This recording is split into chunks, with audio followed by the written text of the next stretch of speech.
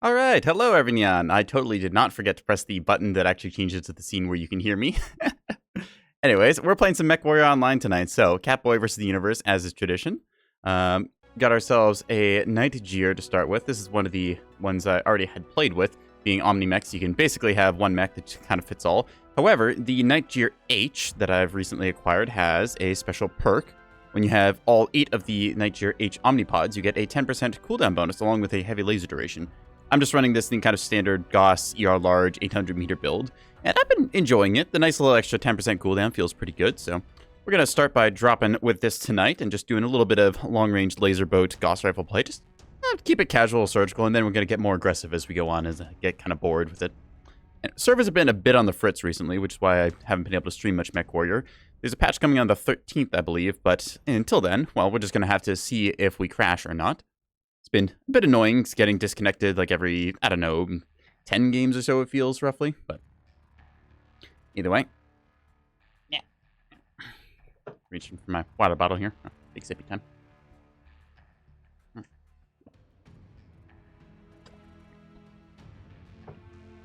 Either way, chat, dropping North America and Europe servers, tiers 1 to 3, so if you want to sync drop, now's your time. Let's do this, yeah.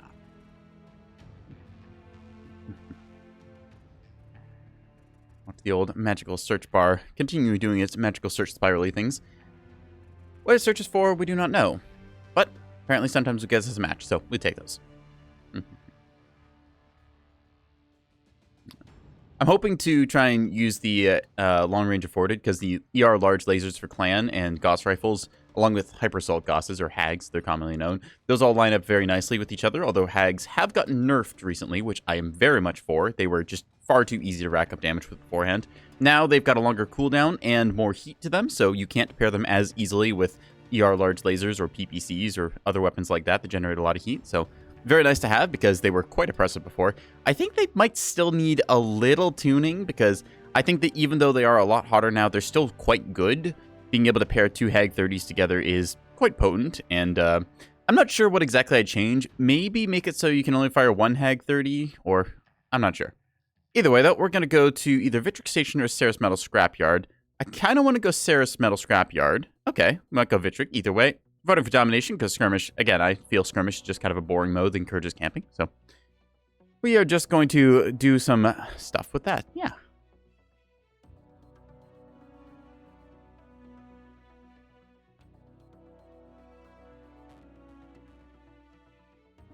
Vitric Station Domination, battling for that radar dish. Let's do it. My mic stand is falling over. I'm going to have to adjust that. Hang on a second, chat. You might see me bug out.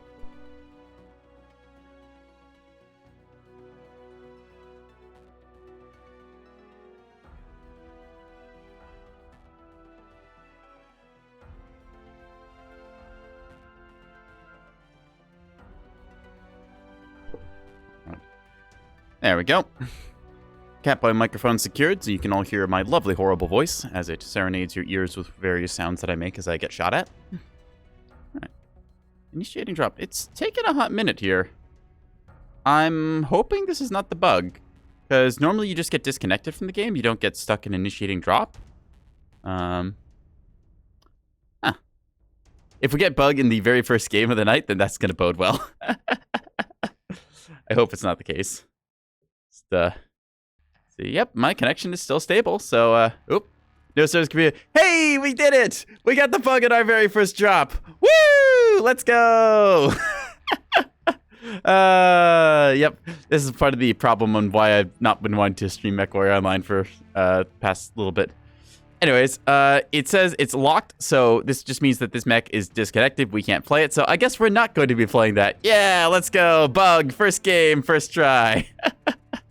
Alright, I think that that's us being told that we shouldn't play a long-range sniper, so instead we're going to go for something a little more DACA-ish. Let's go with a Rifleman. Riflemen are kind of fun, even if they're just an okay-ish mech. Got an XL 225 on this sucker, a Ultra 20 and an Ultra 10 backing it up. I believe we have, let's see, 1, 2, 3.5 tons of Ultra 20 ammo, and then 1, 2.5 tons of Ultra 10. just the minimum 10 double heat sinks needed for this mech to actually function. So it's got some nice DACA. Ultra 10s and Ultra 20s do not share heatsink limiter things, so you can fire them both at once, which is pretty nasty, because if you think about it, 2 taps of a 10 and 2 taps of a 20, that's 60 damage there with a jam chance. Granted, jam chance is a balancing factor for it, so.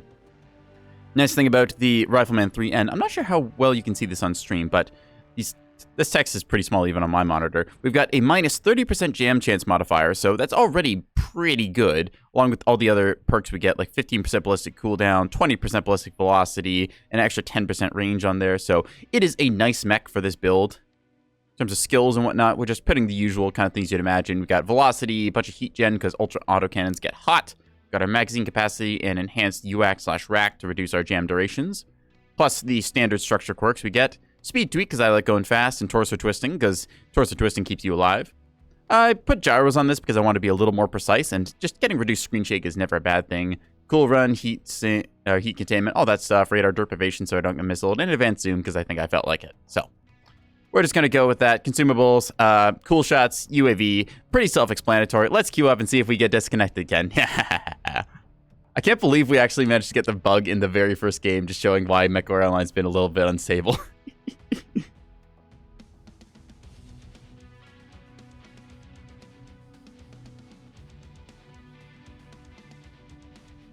That is really funny, though, that we managed to bug out in our first drop.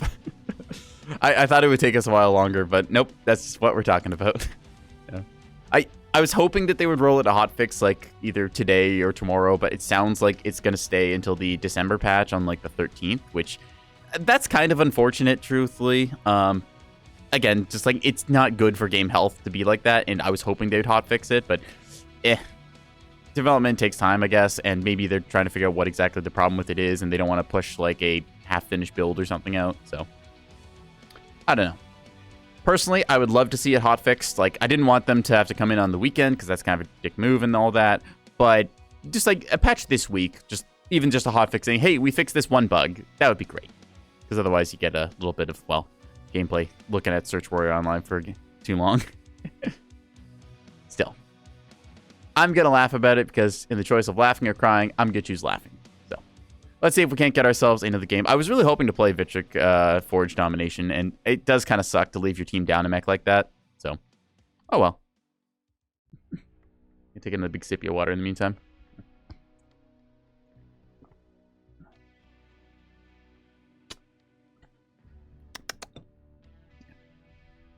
All right, so let's see. So given we are ultra autocannons, we want a bit of a closer range. Ideally, we'll get like that 300 meter mark that ultra 20s are really good for. Go HPG Manifold or Rubelite. I think we'll go for Manifold Conquest. Looks like we're going to go to Rubelite Oasis after all on Conquest. So we'll see if we get any good games here or not. Yeah.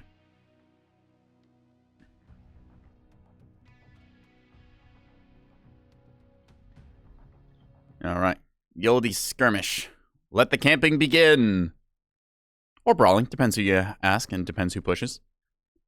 I'm personally more in the kind of brawl camp than the gunline camp. I know that there's plenty of people who enjoy gunlining and just kind of hanging out on their side of the map, trading fire and that. I like brawling because it means that you're always moving around and doing stuff and keeps you in motion. So just my personal bias showing. I know there's plenty of people who are perfectly happy and comfortable with their gunlines, and I respect them for choosing that way. I just have fun playing more aggressively. So that's why we have loaded up a mech to go Daka Daka and cuddle people with.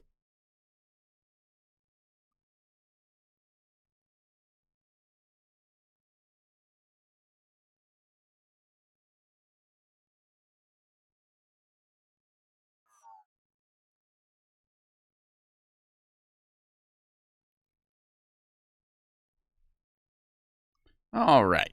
Got ourselves a game here. Rubelite, lovely 132 degrees Celsius. Okay. Don't recognize anyone in this lobby, so sometimes you run into some friends you've met on the ladder before, other times a couple personalities. Yep. Piranha Games Incorporated, yep, referring to the bug that we just encountered there. We'll drop an 007, so woot, and go from there. Yeah.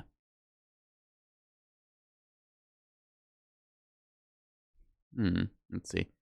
You see, Silday is still connecting, so maybe they get the bug as well. Yeah. Maybe they do, maybe they don't. I know that for a long time there's been various connection bugs, like you see somebody just randomly disconnect at the start of a match. Not sure why it happens. Maybe they just don't like the map. Maybe their game crashed or something like that. Yeah. 3 days of non-drops. Yeah, well, sorry, it's still in the game apparently. I learned that one the hard way. Sensors online. Nice. Put up the old mech and then immediately engage safety overrides because, you know, let's just ignore any recommendations by the mech techs. I've replaced all my ammo bins with tuna cans and I haven't told them, but... Alright. Whoa, a little bit of stuttering there as everything loads in. Anyways, got ourselves a lovely Mad Cat 2B, which is pretty similar to the build we're running. You can see they've got some ultra autocannon goodness as well, so probably 2 ultra 10s and 2 ultra 5s. It's kind of the classic Mad Cat 2B. Anyways, we're just going to stick close to them because they're essentially a bigger version of what we are. And yeah, given the choice of shooting an assault or a heavy, people usually pick the assault, which I'm quite thankful for. Any way you want. They make good targets. Little small laser build on this dervish. Probably has got MRMs, if I had to guess. You never know, might be LRMs and SRMs and stuff. But... Anyways, wiggle our arms for good luck as we waddle our way up the hill. Probably going to drop down and go for the kind of low ground hill peak style. Whee! See our allies jumping up here. So Rubelite is nice in certain points, like getting up here with jump jets is very good. I think I might want to go in the midfield because pushing around this corner. Okay, our assaults seem to be going this way. We're going to take the left side because we can always drop down then, versus if we went into the midfield, we'd be stuck for the moment. So we're just going to take the left turn here and then go and see what we get. Yeah. Dead Steel Chicken Man is a... Twitch Slam to give you live notifications? Oh, that's too bad, Meg. Keep an eye for him. Affirmative. Alright. Oh, this is a scale shot getting shot at there. Not sure what that was, but it was ultra autocannons. Okay, I think that was a Warhammer 2C we just saw way in the back there. My autocannon range is not superb. I've only got about 300 meters or so. Oop, that's a Mad Cat, or Mad Dog, rather. Mad Dogs and Mad... There's 2 Mad Dogs. Okay.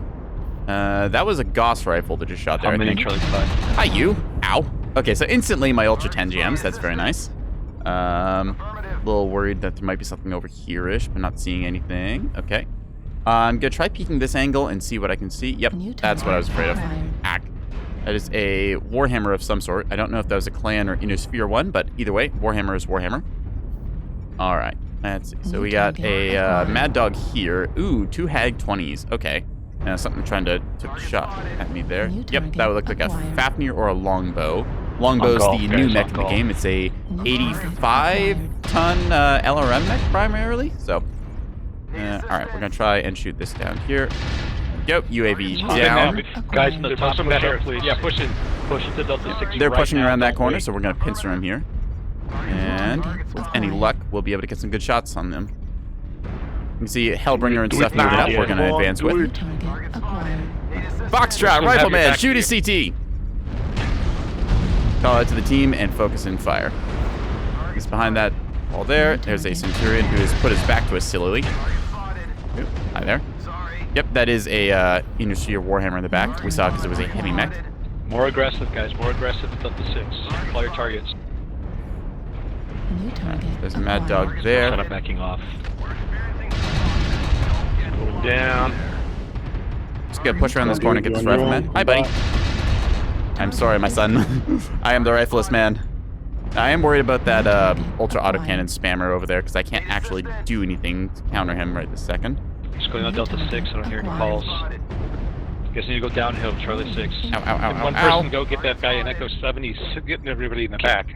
Warning incoming. Just gonna mark him as best I can. There's a medium over there I wanted to get. See, the problem is I want to push this, but I can't really push it without getting shot in the back. Okay, he should be contested now. Yeah, he's running cord. Excellent. I'm gonna look here. Hi, Raven. We're unfortunately down by 5. We gotta try and pop a UAV to see them as they come around the corner here. Yeah, well, it's a... Okay. This is an Atlas, which is not going to be good for us. Ow, ow, ow, ow, ow. The thermals. I see your legs. I see you dead. Thank you. Okay, this is going to end very poorly because I cannot take an Atlas in a fight, but we're going to try anyways. Bam, bam, bam, bam. Actually, maybe I can. Nice set of torso, dude. Ow, ow, ow, ow, ow. Dang it. So unfortunately, Atlas weighs almost twice what I do. That's 100 tons of X-Pulse goodness face staring damage versus my 60-ton butt, which was a little bit more fragile. See, we split our forces there and kind of got defeated in detail. Our Gulf 6 push stalled because most of the assaults were there, and then that guy who was high ground in the Warhammer was shooting us in the back, preventing us going forwards. So, unfortunately, it does happen sometimes. Enemy just played a little better than us, but hey, I'm okay with it. Alright, so 5 to 12. Not our best performance, and we got only a little bit of damage done. Let's see just how much we actually got, and then go from there. Yeah.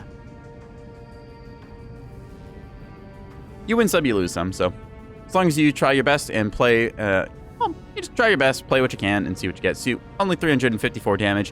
Didn't get an ideal engagement, but still, I got a kill on a Raven, so I feel okay.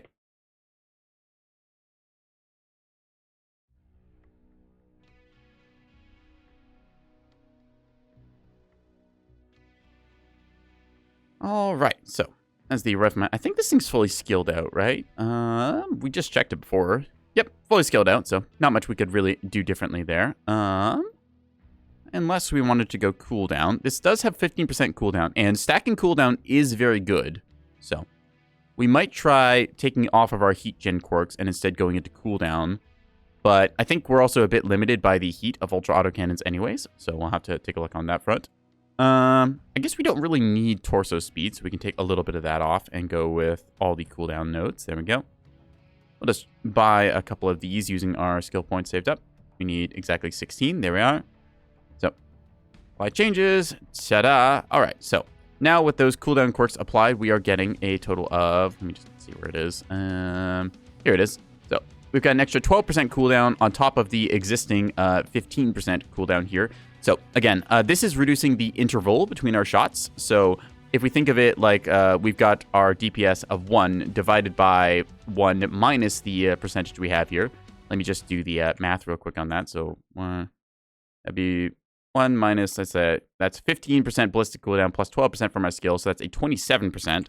So, that'd be like 1 divided by 0.73, which means that in total, we're getting basically a 37% roughly DPS increase with our cooldown nodes here and stuff. So, math for you. Very dangerous. Anyways, we're going to go Daka some people and see if this makes me overheat, because I did take off all of my heat gen nodes. It does mean that my shots generate more heat, but we're going to just have to try and live with that. So, I'm always torn on whether I want to go with cooldown stacking or heat gen. I generally prefer heat gen because I find that most of the time I'm overheating myself and not able to fire my guns even if they are off cooldown. Just because, you know, cooking your mech is kind of bad for its health and extended survivability, but...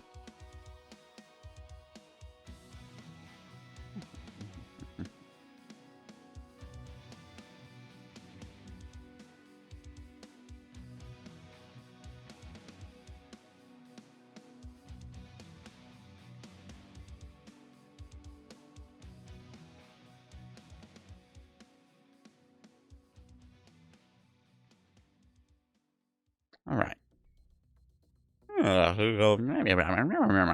Anyways, we're going to try and bring out the Ultra Autocannon goodness again, Daka, as it were. So, the other way to play this mech is you can go something like a pair of Ultra 10s with some lasers. I think it's 2 Ultra 10s and then like 6 ER smalls. Works pretty decently, just giving you a nice little bit of Daka with some backup laser pew-pew. So, it's another way of playing the mech. I do like the Ultra 10, Ultra 20 combo because it just delivers a lot of punch very quickly, and you can quickly overwhelm people if you get in the right spot. I don't really like any of these maps. I guess Hibernal Rift gets us the best like close quarters we can do. Forest Colony has some nasty long sight lines, which can very much control the flow of the battle, which we don't really want to get stuck in. Frozen City, I just don't like. Yeah, Frozen City is just I think it's just a bad map. It's got this huge canyon in the middle, which is just not fun to play in. It's got a whole bunch of city fighting, which is okay, but they're split into 2 sections, so it's not very fun. Hibernal Rift is Canyon Network, but worse, better, it depends who you ask. I think Hibernal Rift needs a bit of the changes made to Canyon Network that it had. Yeah. It's not one of my preferred maps, but it's okay-ish. Oh, given how long it's taken to initiate drop, I think we might have gotten the bug again. Let's see, chat. All right, take your bets now. Did we get the bug? Did we get the bug? Going once, going twice, going 3 times. Did we get the bug? Initiating drop. Let's see if we get kicked back to the lobby with a locked mech again. Yeah. That'd be hilarious. Like, we get 1 bug, 1 drop, 1 bug. This is feeling like the bug, just given how long it usually takes. Normally, my loading times are not this long, so once we actually get a game, then we'll be able to comment and shoot things and do stuffs, but I think we're going to end up getting kicked back to lobby, so you'll just come along with me on a magical adventure as we play more Search Warrior Online. Yeah, they do really need to hotfix this. I don't think it's going to be good to wait until the 13th. Yep, no servers can be found. No explanation why. It just is a thing that suddenly happens. Thank you very much, game. All right, we're going to have to load another mech because this one is locked. It's considered in a game, but they couldn't find me a game. So don't ask me how that works. We can do another rifleman. Tell you what, let's swap over to a clan mech for a second. Since that rifleman got bugged, let's try doing the night shear that we had tried loading up at the very first game. Don't really have enough for many skill points. Like, I've got 1 skill point. I guess I'll add more structure integrity. That's good. Yeah. Generally speaking, you should always take the structure and armor nodes because just more health is better. There's not really a reason not to. Like, maybe if you're a 20-ton locust, then don't take them, I guess, because it's such a trivial amount of extra health and you could go for more heat gen, range, or cooldown or stuff. But most of the time, like, if you're anything but a light mech, take the nodes. And even then, if you're a light mech, you should probably take those. So, all right, let's see if we get the bug 2 times in a row. So, of the games tonight, actually, hang on. I could add a little text overlay onto the screen. We can just do a bug game counter. How about that, chat? This little tease of PGI. Okay, I need to add a text onto here. How do I put text in? Here we go. There we go. Bug counter. All right, so it's a bug games. Yeah, 2 out of 3. All right. I might need to shrink that down a little bit, but to my favorite font, the old inked free. Oop, actually, it doesn't look that great. Let's go back to using Arial then. All right, so got ourselves bugged games. Put that at like 100 size. That looks not so horrible. Perfect. So I'm gonna just keep this in like the top corner of our screen here. Maybe I'll set it to bugged drops. That sounds better. Perfect. It's a little corner of shame. That might actually yeah, that'll get in the way of the paper doll and stuff. Let's just put it like, I don't know, down here-ish. That look good, chat? I think that looks good. Yeah. Yeah. There we go. Bug drops. Excellent. 2 out of 3 bug drops. We'll keep track tonight. That's going to be our mini game, chat. So as soon as we get another bug, we'll just +1 the counter. Well, if you have the choice of complaining and whining and screaming about it or laughing at it, I say take the option of laughing at it because, I mean, hey, it's going to get fixed eventually. You might as well just make some humorous moments out of it. And it will also be it will be funny to look back on and say, hey, remember that week where just Mechwarrior did this thing? And everyone's like, yep. It's like the, oh, what was it? I think it was Spider Week. Yeah. 1 week in Mechwarrior, the spider got a new quirk added to it, which reduced the, or it increased the capture rate, I think it was. Yeah, anyways. So the capture speed for objectives and stuff, like capping a base or a control point or whatever, it was increased by a stupid amount. Like, it was so fast that literally the tracker, like the little bar at the top of the screen you see when capturing a base, it could not keep up. So you'd see like half the base was uncaptured, and then the game would just suddenly end, and everyone was like, what the hell just happened? Because the one spider chassis, they must have like missed a decimal point or something, and it just had like 2,000% capture rate or something ridiculous. So it's now like there's a bunch of people who just have that chassis from that week because they were like, oh, you can do silly things with this and just make everyone run around for a while. Yeah. Other fun stuff like that. I remember, what was some other fun bugs?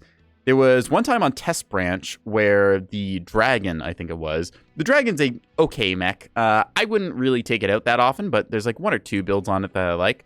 So the dragon has a missile hardpoint in the center torso. It's supposed to get a, I think it was like a 20% reduced cooldown, which is, I mean, pretty good, but you can only fit so many missiles in that thing.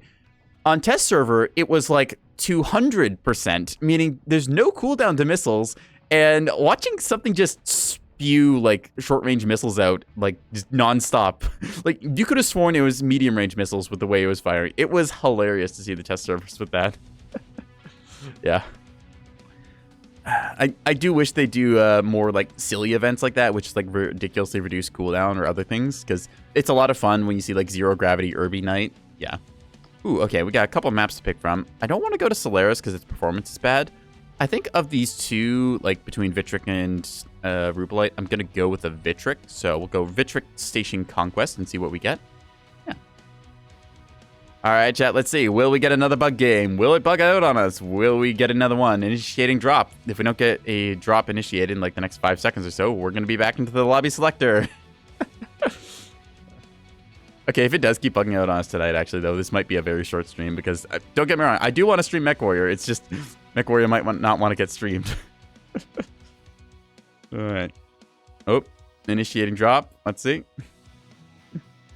Suppose I could always load up something like Cosmeteer or another game, but Cosmeteer is scheduled for tomorrow. For those of you who didn't see, I've posted my schedule on Twitter, and I've got plans for playing some more of the funny spaceship builder from the top-down perspective.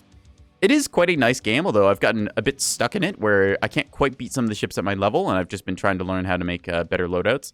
I spent like, I don't know, a lot of hours on the weekend just toying around with that game, looking at the way the ship builder goes together and how all the parts kind of fit. It reminds me a bit of Mechwarrior Online in the sense of like you've got infinite customizability, but there's like certain builds and stuff that fits together a certain way that works really well. I think we might have actually got another bug game here. Okay, chat, we might have to put the counter up again. Vitric Station Conquest. Yep, we got another one. Wow, it just does not want me to play tonight. Okay, bug counter, let's go. We have gotten 3 out of 4 bugged drops. Excellent. I just want to play Mechwarrior. All right. Okay, we're good, chat. We're fine. Everything is fine. Please remain clam. All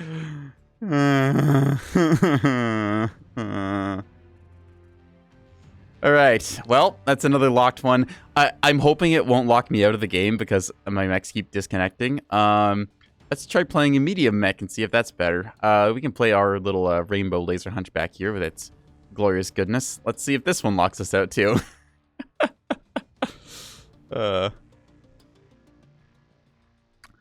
Okay, we have gotten 1 game tonight. 1 game that we killed a Raven in and didn't really do much else in. Well, I guess I was kind of winning a fight against an Atlas. I just ran out of health, so I'm not sure if that counts as winning. All right, Mechwarrior Online, let's go. If anyone does know how to stop the bug from happening, like if I have to relog or change like certain parameters or maybe swap out a decal or something else, then please tell me because I want to stream Mechwarrior. I just want to play the game, PGI, please. I'm not crying, chat. You're crying. All right.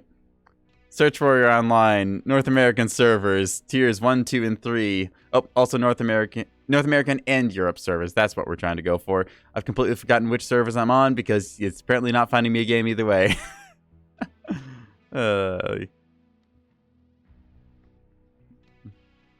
Well. Searching. Surely you'll find another game for me, right? To disconnect from? Right? Right. Okay. Terrathermic Crucible or Vitric Station? Well, Vitric's been bugging out. Maybe. Let's try Terrathermic Crucible and Assault Mode and see if we get what we want here. Terrathermic Crucible is an interesting map. Ooh, we might be going to Caustic Valley. Caustic or Vitric? Let's see which one it gets us. Okay. Caustic Assault. All right. Let's see if we get a drop or not. I would very much like to drop tonight.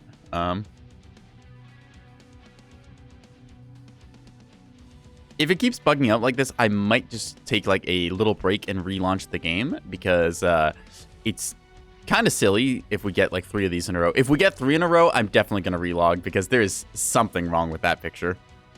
Yeah.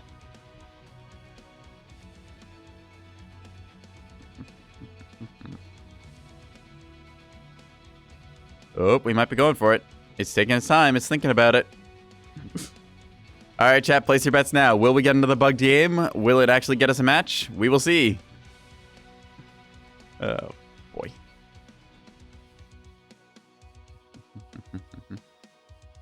I'm wiggling. Please, I'm wiggling for you, game. Don't get me another bug drop. I don't want to be disconnected 3 in a row. If you use only Oceanic, it's a bit better. The downside to that is that it means using Oceanic servers.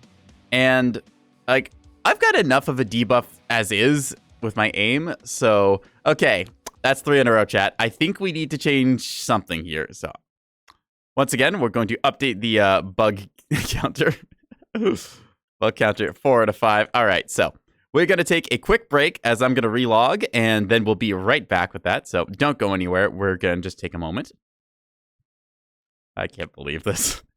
All right, I'm just going to relog here. So let me just exit out of the game.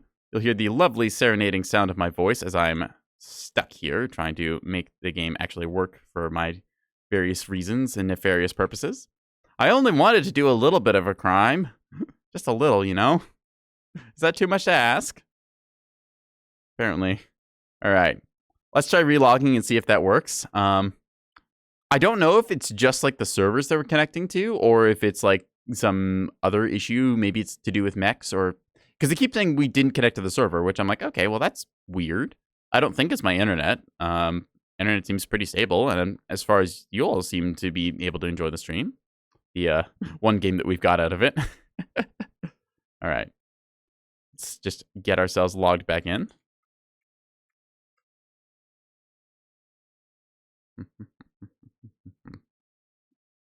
Yeah. I wonder if it is just like specifically North American servers that are bugged or if it's something like else. Because it would be weird if it's just North American servers. Maybe it's like a, what do you call it? Localization thing or something? All right. Yeah, fade back in. You can see our lovely area of expertise here, chat. Yeah. Anyways, got the old longbow mech pack available. So current status updates. Oop, didn't want to open that actually. No, game, please. No. First, you opening my browser. All right, here we go. All right, so this one's going to be locked. Let's see if we have one of our mechs we wanted to drop tonight that's not locked. And oh, what? Yep. We got a whole new bug, chat. Yay. It is convinced that I don't own any mechs and stuff because I got 16 out of 204. The game is messed up from bolt-ons. Yeah, I heard they're doing a big bolt-on cull where like loading certain bolt-ons is just like massively taxing your systems and it doesn't add it. Anyways, so it's convinced that I only have 16 of my mechs. So you know what that means, chat? It means we get to relog again and hope that they come back. So we'll be right back. I'm laughing, but I'm also kind of crying. Okay. Let's try this again. Yep. Yeah, for anyone who doesn't know, Mechwarrior Online, the latest patch that they're putting out is going to reduce the number of bolt-ons that are in the game. Bolt-ons are optional cosmetics that you, as the name implies, bolt onto your mech. So you can get things like metal teeth or like big mohawk banners or like things to put on your back, like a flag or a backpack or something. But apparently, like half of the game's assets are bolt-ons because they just didn't really optimize it. And when the game loads up and tries to load all of them, it triggers a really big crash or something. So we're going to see just what we get. What do we think, chat? Should we count that one as a bugged game? Because, I mean, we didn't even get to drop in that case. We just loaded in the lobby and, well, like all of our mechs are gone. So I think it's fixed on relog. We're going to see. I hope you're enjoying the lovely Mechwarrior experience. I'm assuming you're all here watching me because you can't actually play the game either. All right. Let's see. We're loading back up again. Is it still going to be borked? Come on, please don't be borked. All right. We are... Drum roll. We're still bugged. Yay! 16 out of 204 mechs. Okay. All right, chat. Well, this is my life now, I guess. Just I tried to play Mechwarrior Online, and Mechwarrior Online said no. We got 4 out of 5 bugged games, and it's just in the state of things where we've got like a couple of our mechs available. I don't want to drop anything right now because I think that does lock me and screw up my accounts like stats and stuff. So we might just be playing a different game tonight because apparently Mechwarrior Online doesn't want to let us play. That's really unfortunate. Like 4 out of 5 bugged games. Now we've got a like almost all of our mech bays just locked out. It says 16 out of 204. I can assure you I've got like almost 200 mechs in this game. I've sunk that many stupid hours in it. All right. Is there any game that y'all want to see me play that I can load up real quick? I'd have to update Mechwarrior 5, but we could play some of that. I don't even remember what I was doing last time in Mechwarrior 5. I kind of wanted to play Mechwarrior tonight because I was thinking, yeah, you know, a little Mechwarrior Online action, little PvP, good fun to be had there, do some silliness to it. But apparently, we're just going to have a funny, less than optimal experience with this. So, oh boy. All right, well, just going to go ahead and load up the old Be Right Back screen as I try and relog once more, just futilely attempting to see if this will fix it or not. Why do I do this to myself, chat? Just why? I could be on the internet right now, but Mechwarrior Online said no. Oh dear. All right. Wow, now it won't even let me tab back into the game. All right. Oop. Oh, it's actually locked the game. Wonderful. Oh boy. Well, chat, that bodes well, right? Just game being locked up. Oop. Okay, now it's letting me tab back in, so I think that Mechwarrior Online might just be a little bit broken. So, now I'm gonna show you the lovely picture of what I got here. Can I load up just me? Yes, I can load up just me. Okay, so here you go, chat. You're gonna look at just me for a little bit. Just to change something. Let's see this. All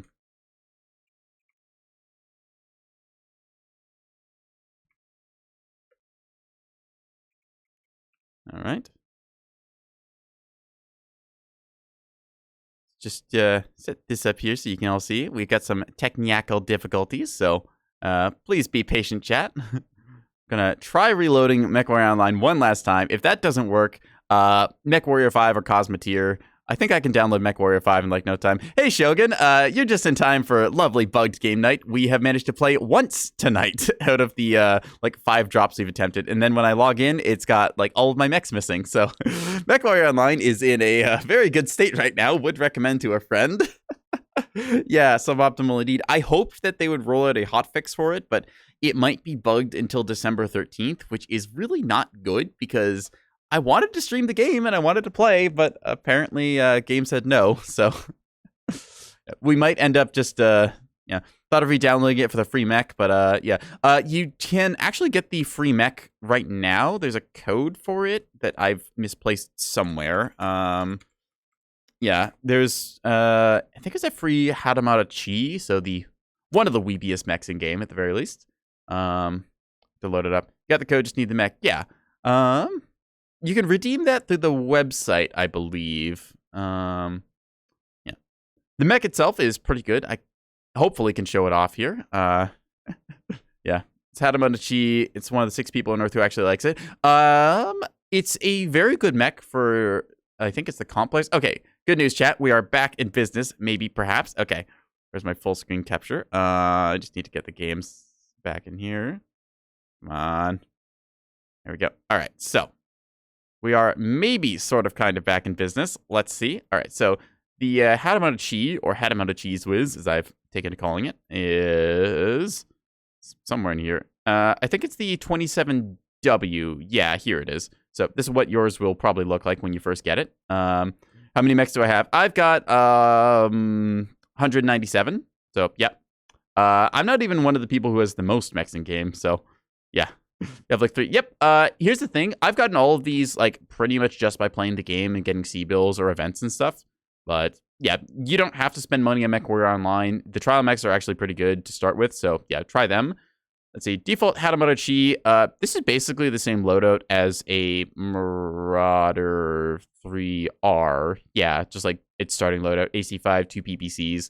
But you can do a lot of cool stuff with this mech. You can see the very Bushido Samurai kind of look to it. Let's see if we can actually color that and make it more so. Let's go with like a white there. And then like, yeah. So you can see you've got your very samurai looking thing there. Just going to restore these all to default. So with this thing though, the unique quirks of it is that it has a 30% UX jam chance, which is pretty good. The comically oversized Marauder mines to medium lasers. Yeah, it's a bit of a better Marauder on tabletop. This thing plays okay because like you can fire a PPC and AC5 pretty reliably, or you can do 2 PPCs, which is 20 heat to its 18 heat sinks. So that'll overheat you a little bit, but still reasonable enough firepower. Personally, every time I see an AC5 on tabletop, I just think that should be a large laser with more heat sinks, and it usually is better. But that's just personal opinion. Anyways, back to Mechwarrior Online. So, Hadamada Chi 27W. It's got a 30% UX jam chance reduction, which is pretty good, along with 15% ballistic cooldown and another 10% general cooldown. So, you're already looking at 30% reduced jam chance on top of 25% cooldown and a 30% velocity quirk. So, the loadouts I've gotten for this thing, if it will let me choose my loadouts, yeah, you can do something like this, which is a Ultra 20 with 2 snub PPCs. So it looks something like this, Ultra 20 in the right torso, as we showcase here. I have to show it off here. So you see, big Ultra 20, you've got your cockpit up here, so it's a little bit below, which means you can generally fire this thing reliably. Just, you want to keep your weapons kind of in line with the cockpit, or close enough to it. So you can double tap with this thing very reliably. Yeah, Ultra 20 in the right torso fits pretty well on a light 350 engine. You can put 14 double heat sinks in this thing and keep it going pretty well. I've stripped out the left arm because I don't really need anything there. Stripped a little off the legs as well, and I think 1 point off the head just because I didn't really care about it. Yep, 2 snub PPCs in the right arm. Reason being is that this thing is meant to kind of peek around a corner right side. So you've got your Ultra 20, very good gun. You can just dump shots into people. Double click, 40 damage, very good for that. Lower jam chance and 25% reduced cooldown on this thing is excellent. 2 snub PPCs makes up the other firepower, going for that little front-loaded damage. Yeah. Doesn't have like a 10-foot effective range. Yeah, it's a close-range weapon. The Ultra 20 in this case has a 270 optimal with 540 max. So yeah, snubs. The snub PPCs are the same range as the Ultra 20. So this thing is just kind of a close-quarters damage-dealing brawler. Let's see. Other way you can do this is a bit more long range. Let's see, I've got a couple of variants for it here. You can do a pair of like Ultra 5s. Yeah, the snub nose PPC, it's referred to as like the snub nose because it's kind of akin to a snub nose shotgun. You can do the safe long range poke with 2 Ultra 5s, which delivers a lot of reliable long range double tap damage. This is a pretty good build for gun lining with because you've got just the reliability of 2 Ultra 5s here, 30% reduced jam chance. Very good, very consistent. Is there an Ultra 10 or is it not so good? You could run a Ultra 10 on it. The thing I would not recommend, you can run an Ultra 10, but if you look at the side torso here, right? You can fit a Ultra 10 and a double heatsink, and then you've got 4 energy mounts. So you could do something there. I just think it's better to go in for like the big autocannon in the form of the Ultra 20 or a pair of Ultra 5s. That's my personal opinion. You could also do Ultra 2s, but I don't really like running Ultra 2s for a reason I will show here. 1, 2, and oop. Just take off a light PPC to showcase. So the reason I don't like Ultra 2s on this mech is this. So you see you got your 2 Ultra 2s down here. The third one up top here is just really in line with cockpit, and this ends up blinding me more often than not, so I don't like doing that. I prefer 2 Ultra 5s kind of lower in the right torso. Yeah. Ultra 2 are a meme weapon, be honest. They are until they aren't. When a dire wolf looks at you with 8 Ultra 2s, then you suddenly realize, oh, these are actually very damaging. These kind of hurt. Ow, ow, ow, ow, ow. Yeah. Ultra 10 plus large lasers, tabletop brain. Yep. That's not a terrible idea, actually. Let's take a look and kind of see how that would end up. Because like, you could go with a Ultra 10. They can see that nice 450 meter range. Large lasers, same kind of ranges. So you could go with that on like, probably have to drop our engine down to like a light 300 or something. Let's just take a look. Actually, let's take a look. Yeah, see how this ends up going. So we need to add on a bunch of armor to the arm here. We have 4 energy hardpoints, so we could go with like 4 large lasers like this. Let's take out the ammo for right now, kind of get a sense of how this thing's going to shape up to be.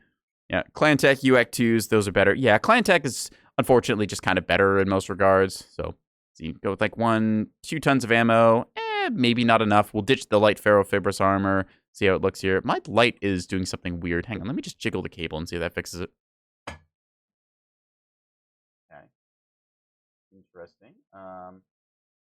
Why it's flickering so much. Try unplugging and replugging it. Oh. How do you get that mech for free? There is a code somewhere. It's just gonna bug out now because my light turned off, but there we go. Yeah, it's a code. Let me see if I can't find that code for y'all and just sticky that somewhere. So here it is. HTM-27W.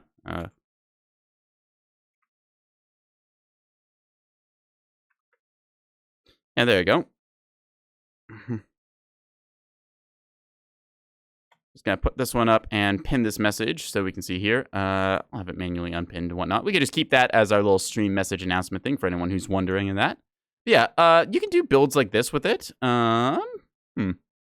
Yeah, so finals, I think that was where they announced it and stuff. I didn't watch it personally. I try to stay away from the kind of comp side of Mechwarrior Online because just in my personal experience, a lot of the comp players are very negative and not kind of nice to be around. I'm sure there's plenty of them that are nice and friendly and all that stuff, but I've just gotten a bad taste from a couple of them who are very negative and kind of bring the game down in my experience. So, yeah. Competitive Mechwarrior, yeah. It's the same with any game, really. Comp players, like I've said before, the point of competitive in their perspective is to optimize all of the fun out of the game to maximize win rate. And I've done that before. Like, don't get me wrong. I've been a competitive player. Like, I've played games literally professionally before. Yeah.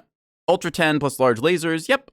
Downside is that you don't get as strong of a right side peak, but you could do 4 large lasers and an Ultra 10 here. So this will run you a bit hot. Not easy to judge the heat management here because it doesn't really do Ultra 10s. But yeah, a build like this could definitely work. I'm just going to tweak the armor a little bit more because I can fit a bit more on. Yeah. 2.5 tons of Ultra 10 ammo seems pretty good. A light 300. We got enough space we could put something else here. I'm just going to save this build, and I might run this later on. Let's do, like, Ultra 10 and then, like, 4 LLs. There we go. So, I'll think about that one. Since we've already got the Hatamoto Cheese Whiz selected, I'm going to load up mine that I had here. I've got 2 of them, actually. Oh, yeah, I've got 2 of them because I got one of the, like, premium rewards, which is kind of cool. Let's go ahead and use one that actually has skill nodes in it. I should put some head armor in this just in case I get booped in the snoot. All right, let's try a brawler build, shall we? So we've got an Ultra 20 and 2 snub PPCs on a light 350 engine. Yeah. Let's check our skills on this because it's been a little while since I've poked around in this thing. We're almost all the way skilled up on it. So yeah, magazine capacity, Ultra autocannon quirk, all the stuff you'd expect. Velocity, heat gen, we got our structure and armor nodes. Speed tweak, because that's kind of being expected. Just you want to move fast and brawl with this thing. Could go with torso speed. Plenty of stuff that I still want on this thing. Radar deprivation so I don't get missiled in that. Let's see. Fitting a Kurita signature mech with autocannons feels dishonorable, but it's undeniably effective. I think a dragon exists. Yeah, the dragon, it's got its AC5 or Ultra 5, depending on what year it is. Yeah, I know that, like, the autocannon enthusiast is Davian to the galactic south of them, and then you've got House Steiner to the west, which is just, you know, assault mechs. Yeah. All right. I think we can just play this thing a little bit. Yeah. I love torso speed on this, but we'll probably just tech into that afterwards once we get some points up. This all looks pretty good, I think. Let's just try dropping with this. Does it have an arty strike or UAV? It's got a UAV. Okay. That's the way we like it. So, chat, we've got 4 out of 5 bug drops tonight. Let's see if we go for a 5th one or not. We've had to relog like twice to get our mechs back and then just constantly been disconnected and locked out. So, moment of truth. Let's see if it happens again. Well, I guess we have to find a match first. I'm going to take another big sippy of water because all this talking's gotten me excited and happy. And yeah. Oh. Stay hydrated, chat. It makes you better at spilling nonsense. Kind of makes you wish heavy PPCs were good in Mechwarrior Online. Allegedly, they're not. I will disagree on that. I have a couple mechs that I like using heavy PPCs on. Sure, they're not like the ideal weapon system. I would say that they are viable, though. The changes so that instead of minimum range, they've just got a lot of damage ramp down, I like. So you can still do some damage at close range, even if it's like less than half. I think it's like you do a third of your max damage at close range. But if you get an awesome 8Q slinging 3 heavy PPCs around, that's a force to be respected because that's a 45-point pinpoint damage. Like, that's good. Thunderbolt 3 heavy peep. Yeah, you can do the Thunderbolt with 3 heavy peep. I personally like running the Thunderbolt with 2 heavy peeps because the Thunderbolt, certain variants of it have a right torso with 2 energy mounts that are really close together. So you don't have to deal with PPC convergence at all in that case. You can run 3 on it, but I find just more reliably I am able to run 2. That, or you can run the Thunderbolt with 3 ER PPCs. I think it's the 10 SE is best quirked for that. It's got a bunch of ER PPC specific quirks. Yeah. Heavy peeps, I respect people who run them because they're a weapon that requires you to be precise. They are not like super long range like the clan ER peeps are. I find ER PPCs just, they're too hot, and like if you want to use them optimally, you have to really sit like a kilometer away from people, which is pretty boring. So yeah. See. 2 mechs so far, Warhammer 2 Gauss rifles and a bunch of ER mediums. Yep, classic build. I think it's the Warhammer 6R. You just get 2 Gauss rifles, 4 ER mediums. I remember running that thing a while ago. That was years back before medium lasers got nerfed. That was just when ER mediums for Inner Sphere had come out, actually. Yeah. Night Gear, 2 Ultra 5s and 2 ER peeps because you wanted clan mech. Yep, I've got a Night Gear I was trying to drop tonight. It's got 2 Gauss rifles and 2 ER large. I was hoping to show off. So we will see if we can take it out or not. Yeah. Personally, I prefer the Unisphere mechs. I just kind of, I don't know, I find myself more enjoying their playstyle. Like, when I first started the game way back in the beta, there was only Unisphere mechs. Then clans came along, and clans had this... Clans, you can't not have power creep with clans, because in the lore, their mechs, quite literally, they're just better. They're more expensive at pretty much everything, but clan tech is literally just like for tonnage and stuff, it's better. And also clan Omni-mechs, with the nature of the game, basically any Omni-mech can be viable, since you can just like customize your loadouts and stuff. And well, since a machine gun can be turned into an Ultra 20 in Mechwarrior Online, and, you know, like a small laser can turn into an ERPPC, you just get the ability to break so many different things. It's why for the longest time, many clan mechs, like Omni-mechs, they just didn't have any quirks. They didn't need them. Let's go to Bearclaw Skirmish and see if we... Bearclaw Conquest and see if we get a game. Might go to Canyon after all, or Solaris. We'll see. Yeah. All right, chat. Let's see. Will we get another bug drop tonight? We have 4 out of 5 bug drops. Yeah. Yeah, now Omni-mechs have quirks if you're running all single config. Yes, I do like the set of 8 quirk. I think that that's very good because it lets you get certain mechs that are sort of true to lore rewarded. It's like, oh, hey, like if I want to run a, I don't know, like a summoner or something like true to lore, it gets like 20% LB10 cooldown and like 20% missile cooldown. That's very nice. Yeah. And then mixing and matching, you get certain, like, not exactly penalties, you just don't get as much stuff. Yeah, Night Gear, you always run the side torso ECM. Yeah, that's the thing. It's like the Night Gear or the Hellbringer. It's like you never see those really without ECM because the question is just like, if the mech can take ECM, why wouldn't you? So, yeah. Yeah, Clan ECM is Featherlight. Yep, I think it's like 1 ton compared to like Inner Sphere's 1.5 tons and 2 slots or whatever. Honestly, they're pretty similar. Given how long we're initiating drop for, I think we're going to increment our bug tracker again here. So, yeah, this has been a lovely stream. Well, at least I've gotten to talk about Battletech stuff with all of you lovely folks. So, yeah. Boy. I just wanted to drop in the game, please. Okay, is there... Can I change my servers and stuff? All right, we're going to turn off North American servers and turn on Oceanic. Maybe it's just North American servers. Let's find out. Yeah. You like Industry MX on the most part. You like lights with Clan XL. Yeah. That's the other thing. Just my personal opinion here. I think 3025 is like the most interesting period. I like the Succession Wars era the best in Battletech. I honestly think clans are boring. Like, the clans were introduced, it's meant to be like the rival faction, it's the return, 200 years apart. I think they're just power creep and boring. I don't find them interesting. Like, every case is like, oh, the clans have superior technology and like long-range firepower and they can do all this stuff better. It just represents an era in the game where everything was getting double heat sinks and ultra autocannons and all this other stuff that's like new and better, like Gauss rifles and all this other stuff. And I'm just like, I don't care for this. I like Inner Sphere mechs. I like to see, like, some of my favorite mechs are the ones that were introduced in the weird point where it's like, yeah, this is the Succession Wars. We don't have technology to make good mechs, so we're going to make a good enough mech. This is the really interesting era where, like, the Capellans, the notorious sort of supervillains of the setting they are, they actually came up with a really good mech. It was the Cataphracts. This mech was so good, it basically started the 4th Succession War, where Davian and Steiner looked at each other and were like, okay, let's have a wedding. Cool, we're the Fedcom Alliance now. Now let's go kick the shit out of the Capellans because, oh my god, they actually have a mech that is pretty good. Like, it's a heavy mech, 70 tons. This thing could put out firepower kind of equivalent to a Warhammer. Oh my god, we need this. So, that's the era of Battletech I really like, where things are still running single heat sinks. It's still all kind of scuffed. There's, like, not the whole optimized double heat sinks, ER, everything, hyper Gauss rifles, and all this other stuff you get in later eras. It was just simpler, and I think that some of the magic of sort of simplicity was lost because now you'll get things as like, okay, well, every mech has to have double heat sinks or like an XL engine, or we'll just put clan tech in it and it explains everything with a hand wave because most stuff is now explained with battle value. I like seeing C-bill value attached to stuff. I kind of like the military industrial sort of idea to it, where it's like, yeah, why do you get a mech like the awesome 8Q? It's like you could get a like better 80-ton mech. You look at this thing in the lore. The awesome 8Q is an 80-ton assault that costs like 6 million C-bills or something. That's dirt cheap. You can literally get like 3 or 4 awesomes for the price of a Timberwolf, which is like 24 million C-bills. That's the stuff that I like, where it just makes sense of why am I going to get one of these things? Yeah. Problem C-bill value makes mechs like a Charger worthless. Yeah.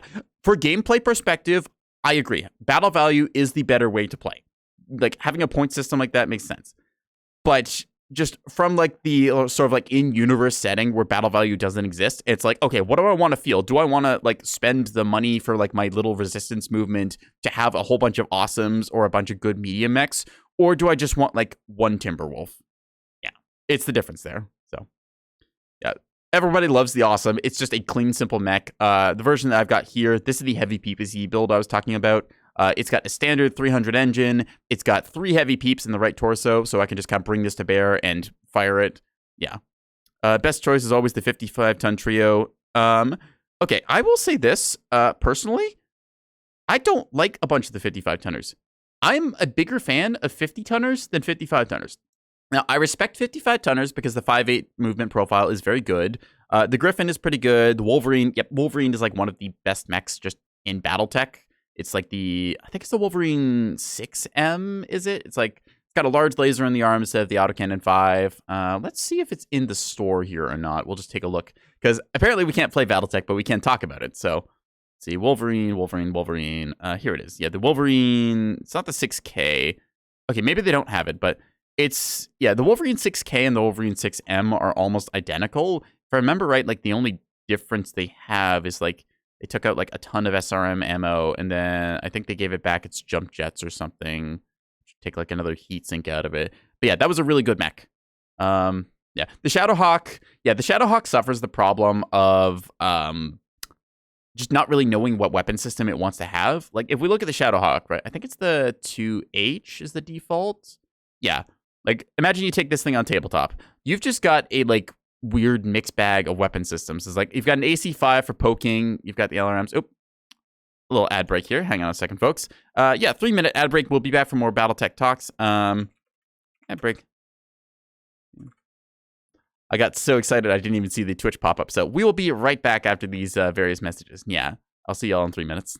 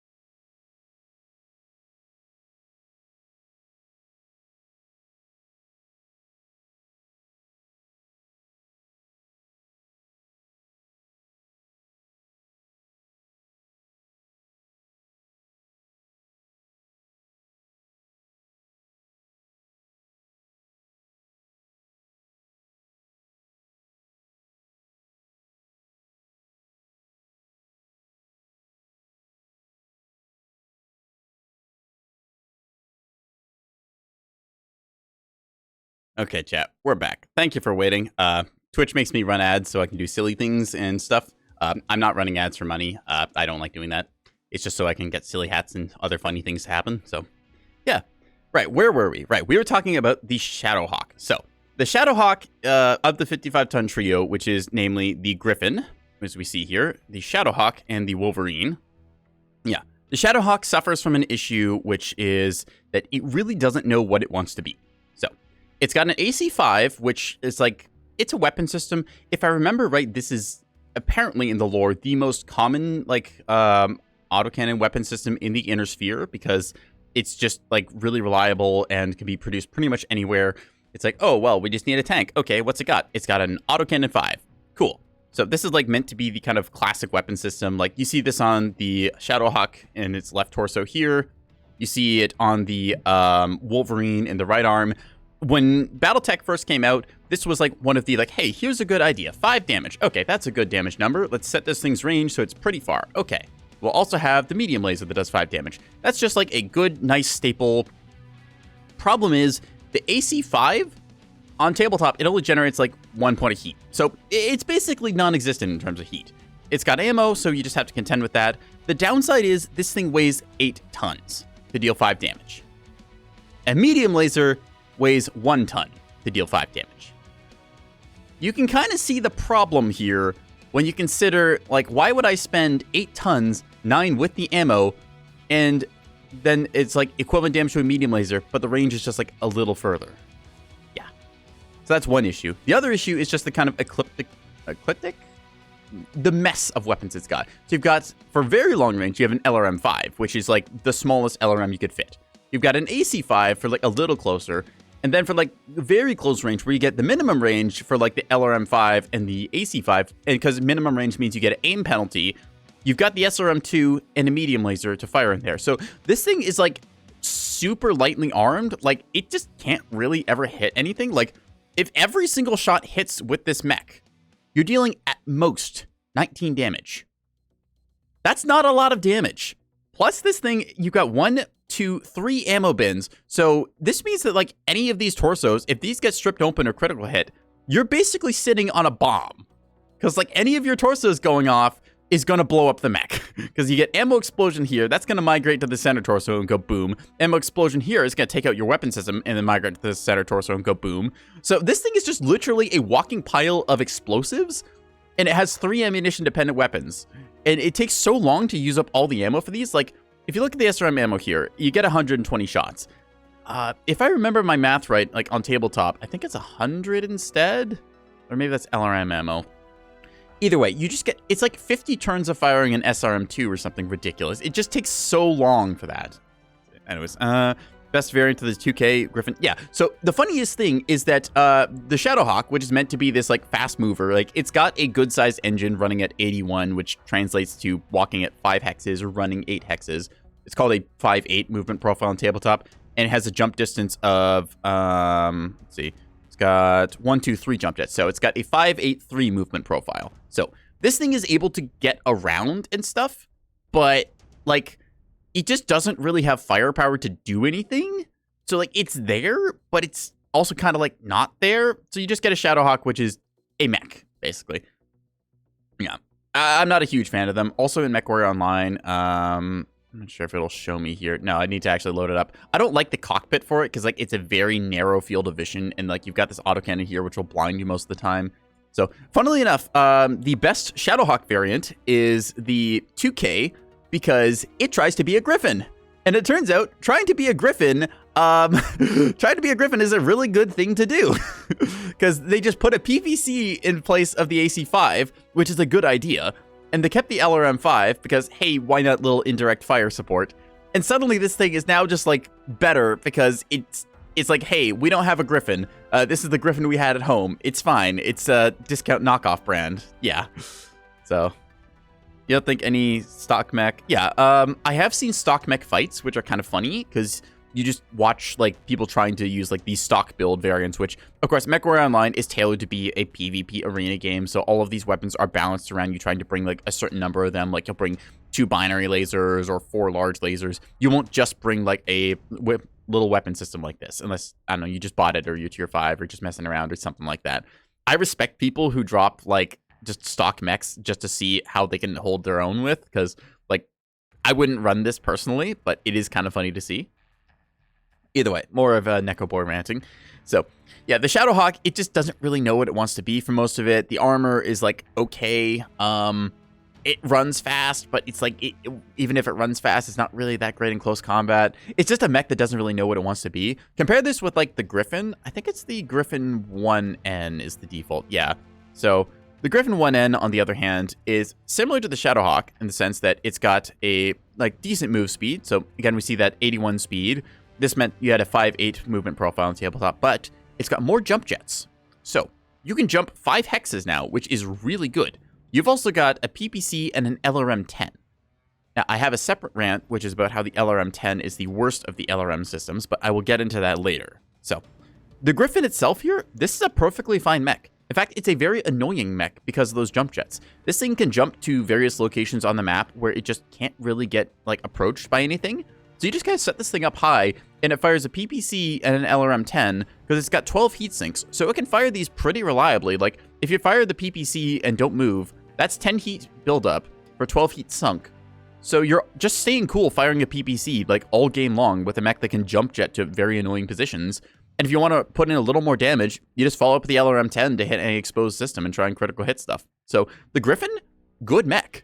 Like, it actually figured out what it wanted to be and didn't have a whole bunch of weird redundant weapon systems. So you compare that to the Shadowhawk, you can kind of see why people preferred the Griffin there. Then there's the Wolverine, which I think we talked about before, where the regular, like, 6R, which is the default variant, it's okay. It's got an AC5, it's got a medium laser, it's got an SRM6. So this is not a bad loadout.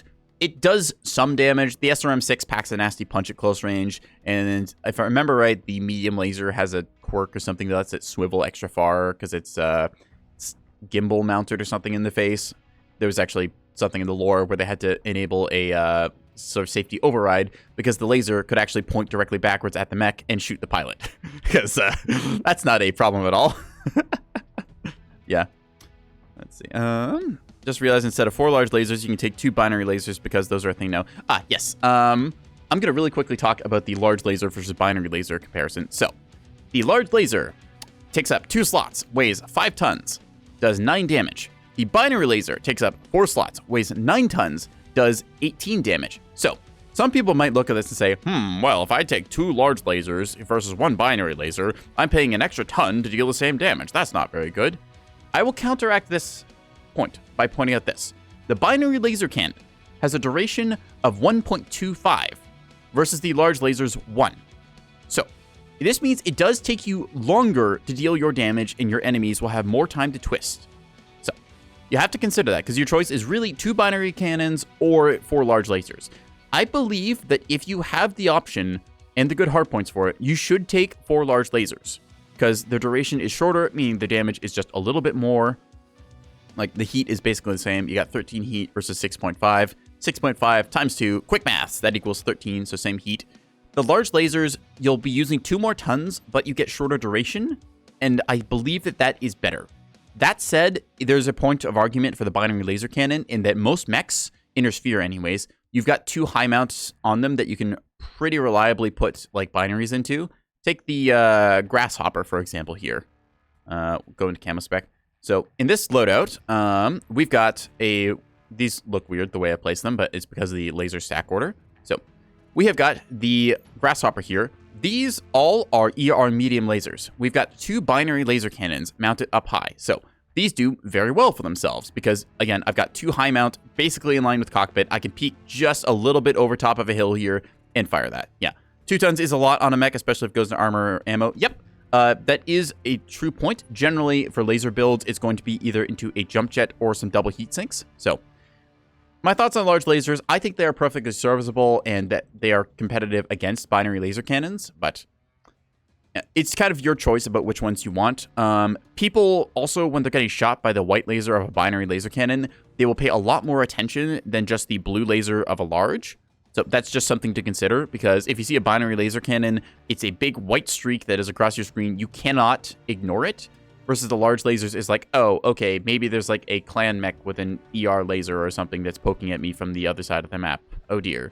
So I will say that both of them have their uses and like sort of purposes and balance and stuff, but yeah. Honestly, the large laser, it's just kind of there. It's reliable enough. It does damage. Binaries, I think, like, just in terms of like slot efficiency for like your energy hardpoints, I think binaries are slightly better in that regard. But don't underestimate what a 1 second duration versus 1 1/4 second duration difference is. So yeah, that's a little large laser binary laser rant. Yeah, just use whichever ones you enjoy better. I can get something like, let's see, where is that Stalker? It's a Stalker 7D. Yeah, you can get something like this, which can fit... Actually, no, it's not the Stalker 7D. It's the Stalker 3F 4N. That's the one. So I painted this thing to look kind of like a dinosaur, because I thought it was funny. It's also on sale. So you can take, like... I think they've actually patched this, but... Yeah, they patched this. So... It used to be this mech you could fire 4 binary laser cannons because they used to apply to the IS large laser HSL. Now this thing you can only fire 6 large lasers. Let's just take a look. Still, you get the high mounts like this. So I would say in this build, you might be better suited to just go with like large laser vomit. Something like this. Ignore the other 2 lasers. That's from a quirk. But yeah, you could get like... in the choice here of 2 binaries up top or like 4 large lasers.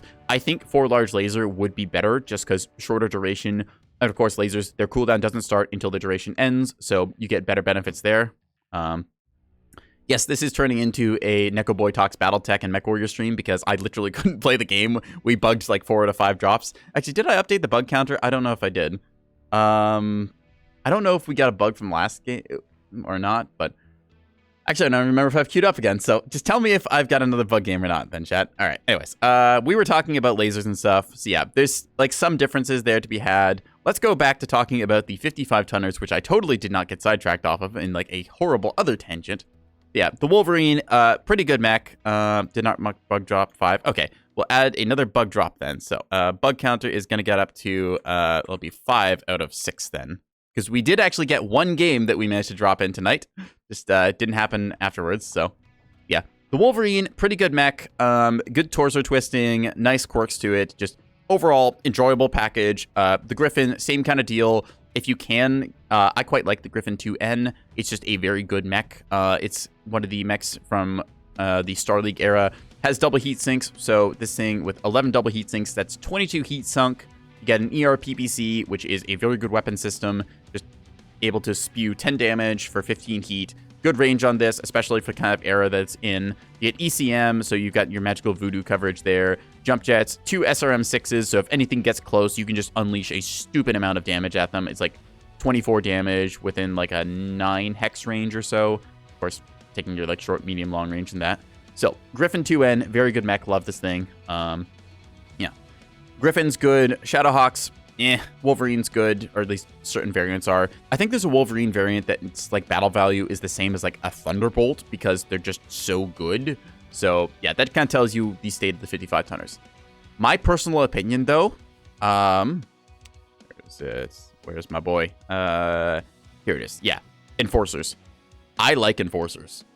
To me, the Enforcer, this is the wrong variant. I want the 4R. The Enforcer on tabletop represents a mech sort of design that I really like, which is front towards the enemy and keep them at range.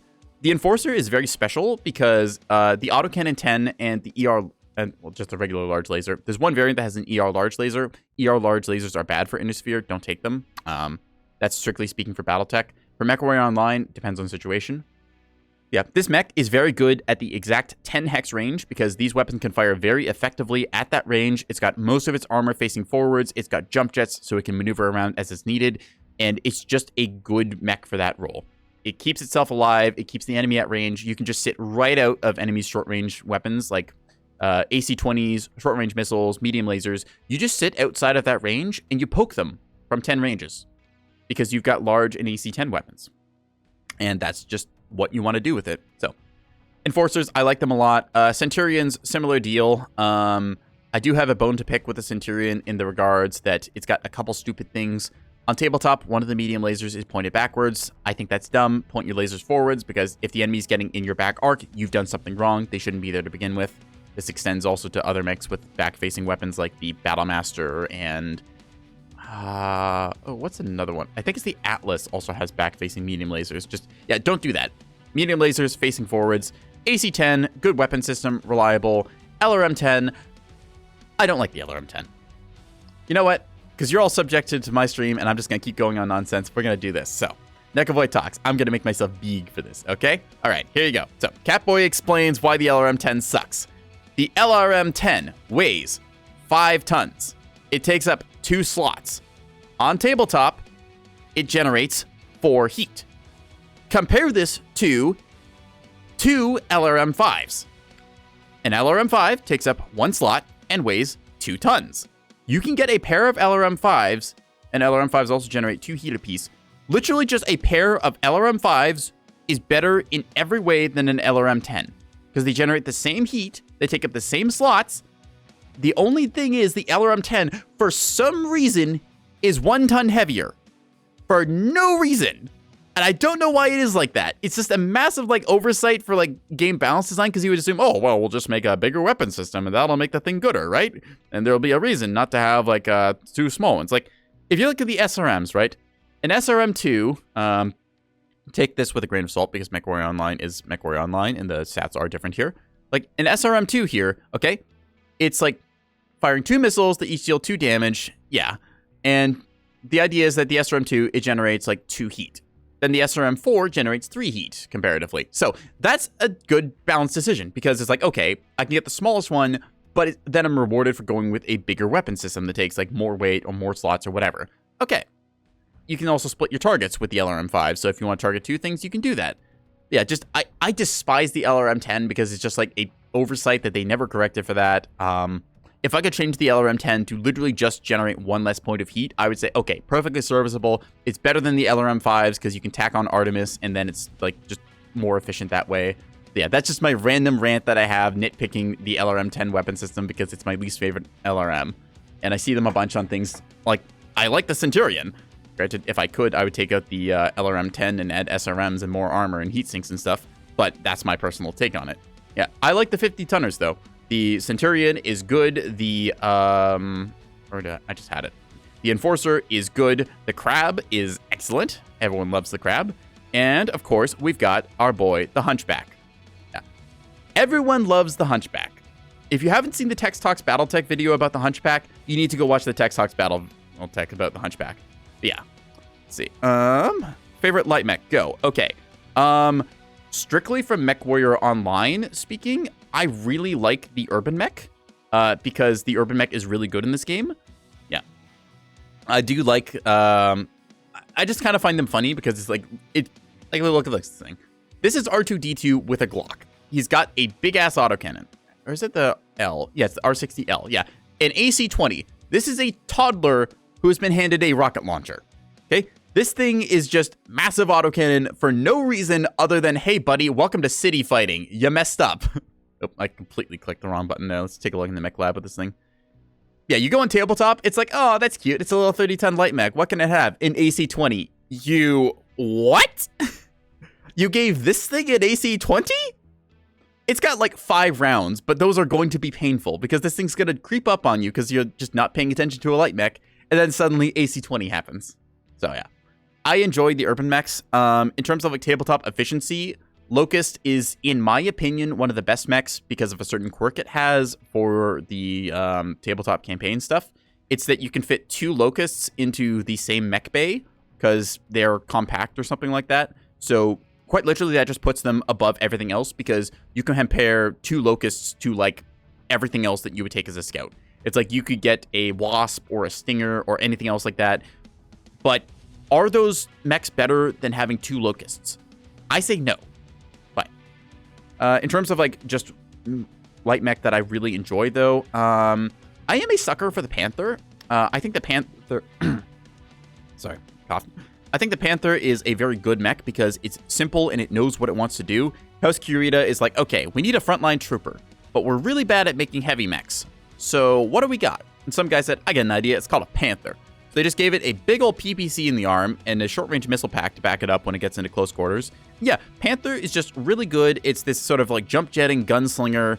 It's nice. House Kurita, good idea. W move on that. I will say that the Jenner is also pretty good, although the Jenner runs very hot, so that is a limiting factor. Yeah.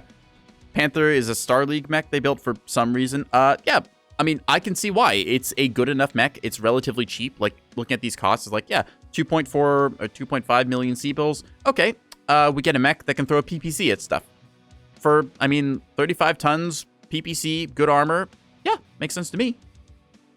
Yeah. Don't question what the Star League was thinking. Military acquisitions is a whole mess of a thing. Yeah. Why does Star League make relatively cheap anything? The answer is military-industrial complex. Because even if you are the biggest military, you're still looking for the cheapest things. Yeah. That's the other thing, like the Charger. Somebody was like, hey, this looks like a good idea. Let's get the Charger, which, if you don't know, is basically the equivalent of a football hooligan. That's its intended role. It looks at you, it charges, and it slams you with two 80-ton fists. That's the Charger. Then, once again, the Capellans, as much as I despise them, they had the good idea of... Let's look at the Charger. So, the default Charger here, we're going to go on all the rants that we distracted ourselves with this stream. So, here's the default Charger. You might notice, for an 80-ton mech, there doesn't appear to be very big weapons on this thing. And guess what? You would be right. Some genius thought, let's get an 80-ton mech, put the biggest engine we've ever built, and then just give it like 5 small lasers. What's its intended role? Scouting. They made an 80-ton scout mech. Yeah.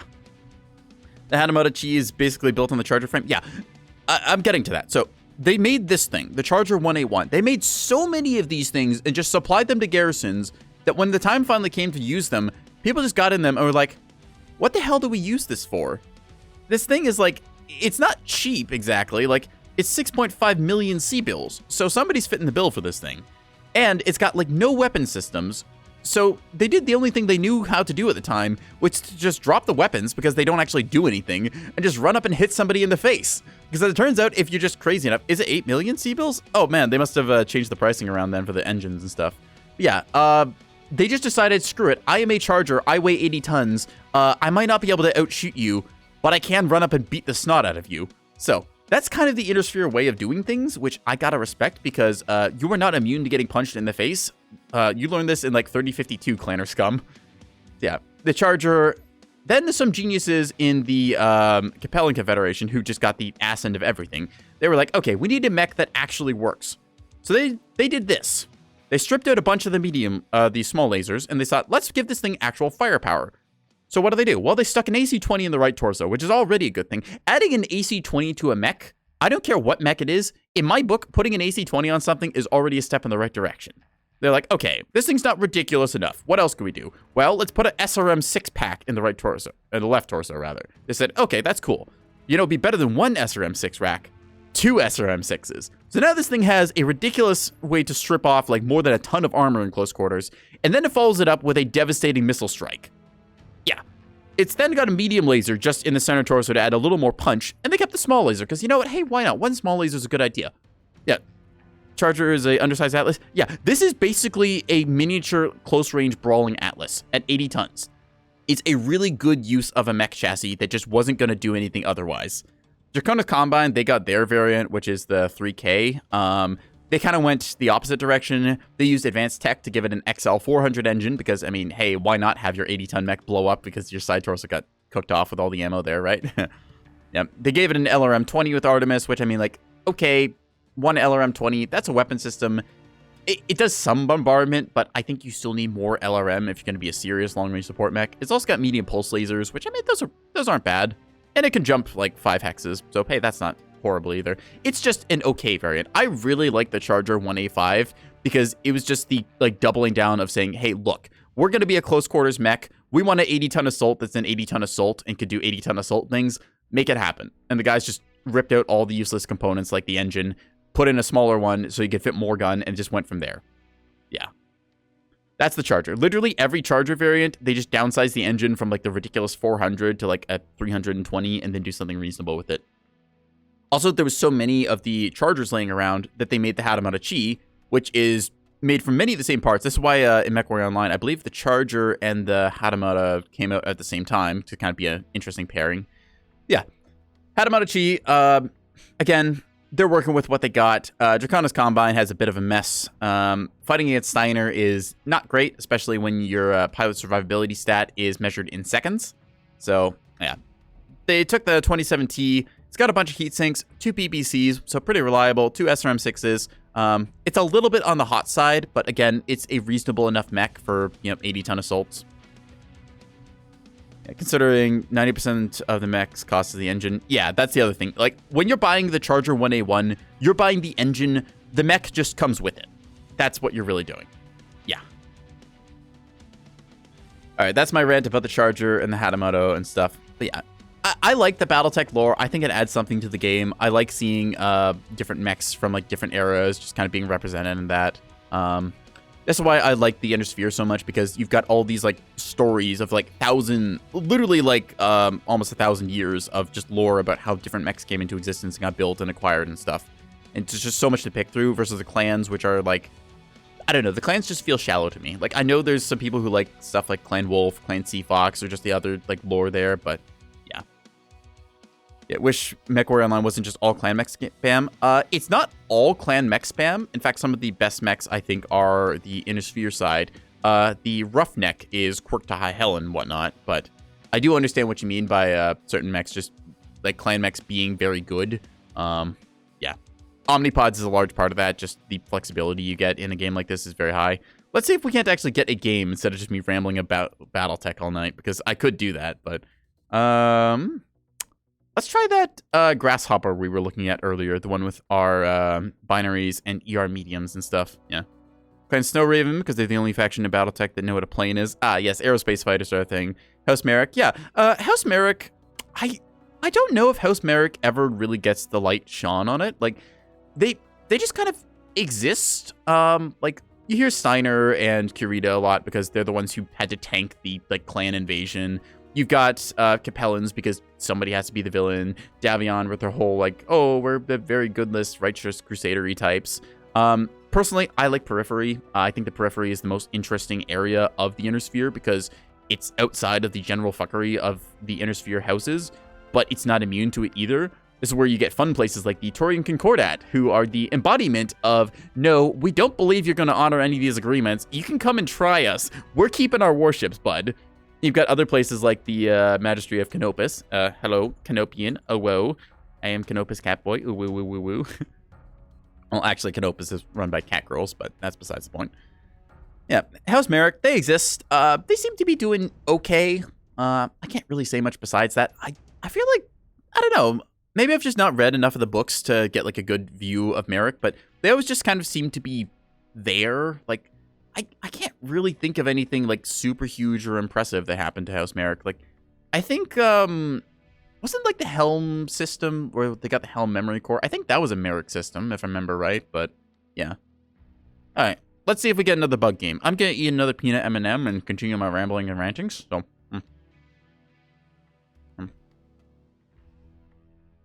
Yeah.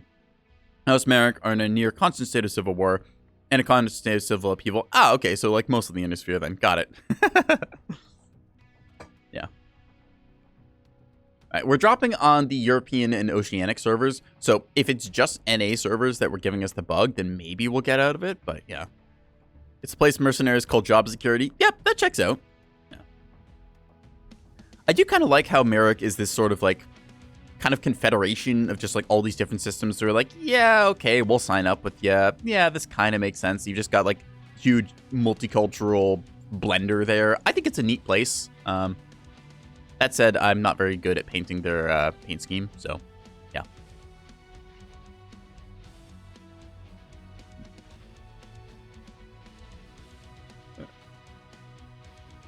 I don't really know which like of the houses is my favorite. Like, I kind of like some of the Davion mechs because, again, I'm a sucker for the Enforcer. I just really like that mech. It's just got all the kind of things that I want for it. You've also got a couple reasonable mechs, like the Warhammer 6D is probably the best Warhammer variant there is without a bunch of, like, just like tech creep kind of thing. So they just looked at the Warhammer and thought, you know what? Let's just double down on these PPCs. We'll just add more heat sinks and armor and just make this thing able to fire PPCs nonstop. That's a good idea. Yeah. Your favorite is Kurita because the same unhealthy PPC fetish their mech designers do. Ah, fair enough. Yep. PPC is a good weapon system. I don't think anyone really questions that. I mean, it's just like, hey, here's a energy-based autocannon, basically. No risk of explosion. Here you go. You can fit a PPC into pretty much any mech. I mean, you look at the Panther, right? They're just like, yeah, you get a PPC. This is a pretty good idea. Something that really surprises me is that the Urban Mech did not get a PPC by default. Like, I would have thought, I mean, like, they've got ammunition dependency, and it's an urban fighter, so they can probably resupply fast, but I would have thought, you know, there'd just be a variant out there that's like, hey, here's an Urby. It's got a PPC. I think there's one that has a heavy PPC, but that comes later.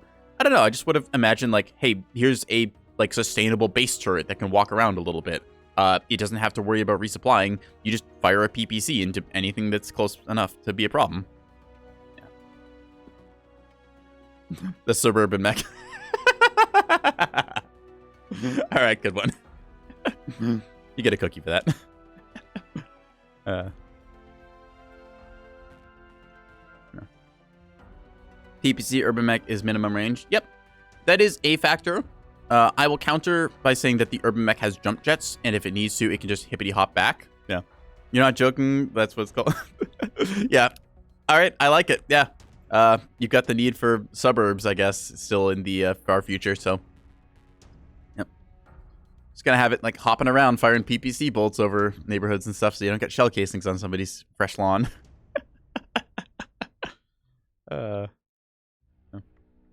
Hans Davion. Ah, that does explain a lot. Wow, Davion not putting in autocannon on something. That's actually kind of rare. Earlier it goes 3.5 instead of 2.3. Wow, so they actually made a faster urban mech. Okay. I mean, it's still moving at the speed of, you know, slow. So.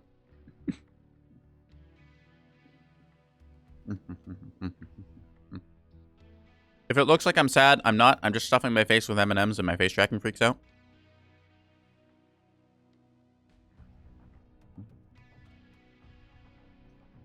Yeah. I don't know. Some of the, like, the bad mechs that exist, I kind of like them in a weird way because obviously I want every mech to be, like, playable in that, where you just get things like the Charger 1A1. Yeah, it's kind of a meme and the lore makes sense for it, but if you're on tabletop, you can still just run a charger at someone like you're a big old football linebacker and bowl them over because they didn't respect melee charge range. So that's fun. But yeah, there's other mechs that are just like, this thing just doesn't work. Like, they didn't think to, you know, include double heat sinks for a mech with, you know, 2 ER large lasers. And like, literally that will just cook it on Innisphere side. There's been some cases, like, I think it was a Blackjack had 2 ER larges and they had to actually go back and retcon saying, no, this thing has double heat sinks. We want it to actually be playable. Here you go. Yeah. Let's see. 3.5, third jump jet, 2 extra medium lasers. Look at a lot more, realize how horrible overcosted autocannons are in terms of mass. Yeah, autocannons struggle a bit in terms of the whole mass thing. Like, one of the big comparisons is PPC versus AC-10. Personally, I like having one of both. It's why the Cataphract 1X, I think it's the 1X. Yeah, I think that's a good mech where you've got the autocannon and you've got the PPC and just kind of works out for that. Yeah. Toss out an autocannon on an Irby. You have space for 1 bigger engine, PPC, medium lasers, jump jets, extra heat sinks. Yeah. Autocannons are just a little bit heavy. Even in Mechwarrior Online, autocannons struggle a little bit just on account of being heavy and stuff. So, that said, there's a bit of number tweakage going on here, like with cooldowns and heat generation and all that other jazz, and also the amount of shots per burst in that. But, yeah. I like the autocannons. Anyone who doesn't like an AC-20, get out. Like, come on, it's an AC-20. It's just the big autocannon. It's here to go boom and make people realize that 300mm howitzer shells still exist. Yeah. Once you get the ultras, yeah. With the ultra autocannons, it's just like, okay, I'm gonna gamble a chance that I might jam my gun and then I'm stuck for the rest of the game on the fact that I can deal double the damage. That's pretty good. The LBX, yeah. The LB10 autocannon is incredible. That's just a really great example. It's like, hey, let's make autocannons a little better than just straight damage. Now you've got, like, shotgun shells, so you can deal extra crits and stuff. Or it's just, like, a little bit lighter and takes, It's like, it's lighter, it's smaller, and it generates less heat. Hey, we might actually have a match. Okay, we turned off North American servers. So, fingers crossed we don't get another bug here. Yeah. Let's see. Since one is 2, well, 1.5 guns, others get extra range and a goddamn shotgun round. Yeah. If you ever use the LB20 on tabletop, I hate you should go home. Yes, rolling for locations and stuff with that. Yeah. One thing I really don't like about Mechwarrior Online with this LB20 is the 11 slots that it takes, because it horribly limits what mechs you can put this thing on. Like, it means you're going to have to take either a standard engine, or you're going to have to go... I think there's the new Jaeger mech called the Duelist, which has only... It doesn't have an upper arm actuator, remember that. So it's got 11 slots in the arms. But yeah, the 11 slots is just a huge limiter. In Battletech Tabletop, you can migrate some of the slots of a weapon to like an adjacent torso. So you could put like 10 slots of the LB20 in the right torso, and then one slot of it migrates into the CT. So if you hit like either location, you can damage the weapon system. But it just means you can do stuff like run a light or an XL engine. Oh, hey, we got Father Bill, and we actually got in a match, and we got Sean Lang. Hey, okay, big streamer game. Let's go. 007, everyone. Hello. We're on Oceanic for, I guess, reasons, because we can only play this way. Yeah. All right. We're going to try to win, because, yeah. Sean Lang and Father Bill, 2 streamers I know at least. I think Metamorphosis is as well. Don't quote me on that, but... We are also Streamer Cat, so we're going to try and play game and see how well we can do. So, probably expect me to die in, like, the first 5 seconds of the match, because I'm me. So, I'm getting neither M&M for good luck. Yeah. Reactor online. Sensors online. Weapons online. Yeah, I know, right? Welcome to Mechwarrior Offline, where we totally play a game. Yes, videos. Oceanic servers apparently work, so that's cool. Maybe it's just North America that's bugged. A little bit janky here as we just get a bit of warping going on, because we have 367 ping. Oh yeah! I have fiber internet and regularly play at like 20 ping at most, so this is going to be interesting. Luckily, I have laser weapons, so I don't have to lead. Hello, spider. I just rubber banded through that spider. Okay. Never mind that. We're just gonna do Oceanic server things. It's going to be good. Yay. Alright. Yeah, you can see our light mechs going up ahead. We got a Flea and a Osiris. What's that? Assault. Snowball and Executioner, I think. Okay. We totally know what we're doing, and I just realized I could have just, gone this way, because I wasn't planning on going up top anyways. Get too obsessive over Theta. It's only 1 out of 5.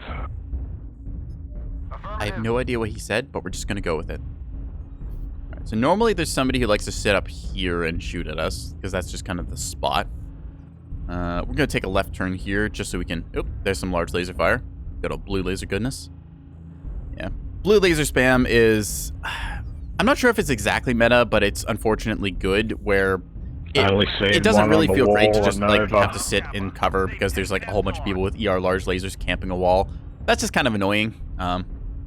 I don't want like the ER large lasers to be bad or anything, but the longer range a hit scan weapon is, the more problematic it gets. So yeah, we're kind of a medium laser vomit mech. We've got 6 ER mediums and 2 binaries. I'm not sure if you can see it behind my awesome enormous head in that, but just trust me on it. Oh hey buddy, New target. you have a back armor exposure to me. Target destroyed. Bravo, Timberwolf down for you 75 tons. Thank you. Gonna call that shot out. All right. Target acquired. Yeah. Yep. Good old medium laser spam. Yeah. PPCs have slow projectile speed. Yeah. Certain ones do. The what do you call it? The ER PPCs. They're pretty fast. Whoa! Look at that. I was joking, but that's a stock Hatamoto Chi. It's the 27W. It had 2 PPCs and AC5. I respect that guy. Yeah. Shout out to that dude. I think it was a dude anyways. I don't know. We'll find out in a second. See, Marauder 2C. Yep, this is what I'm talking about. Like, you get the mechs camping the walls, doing their stuff.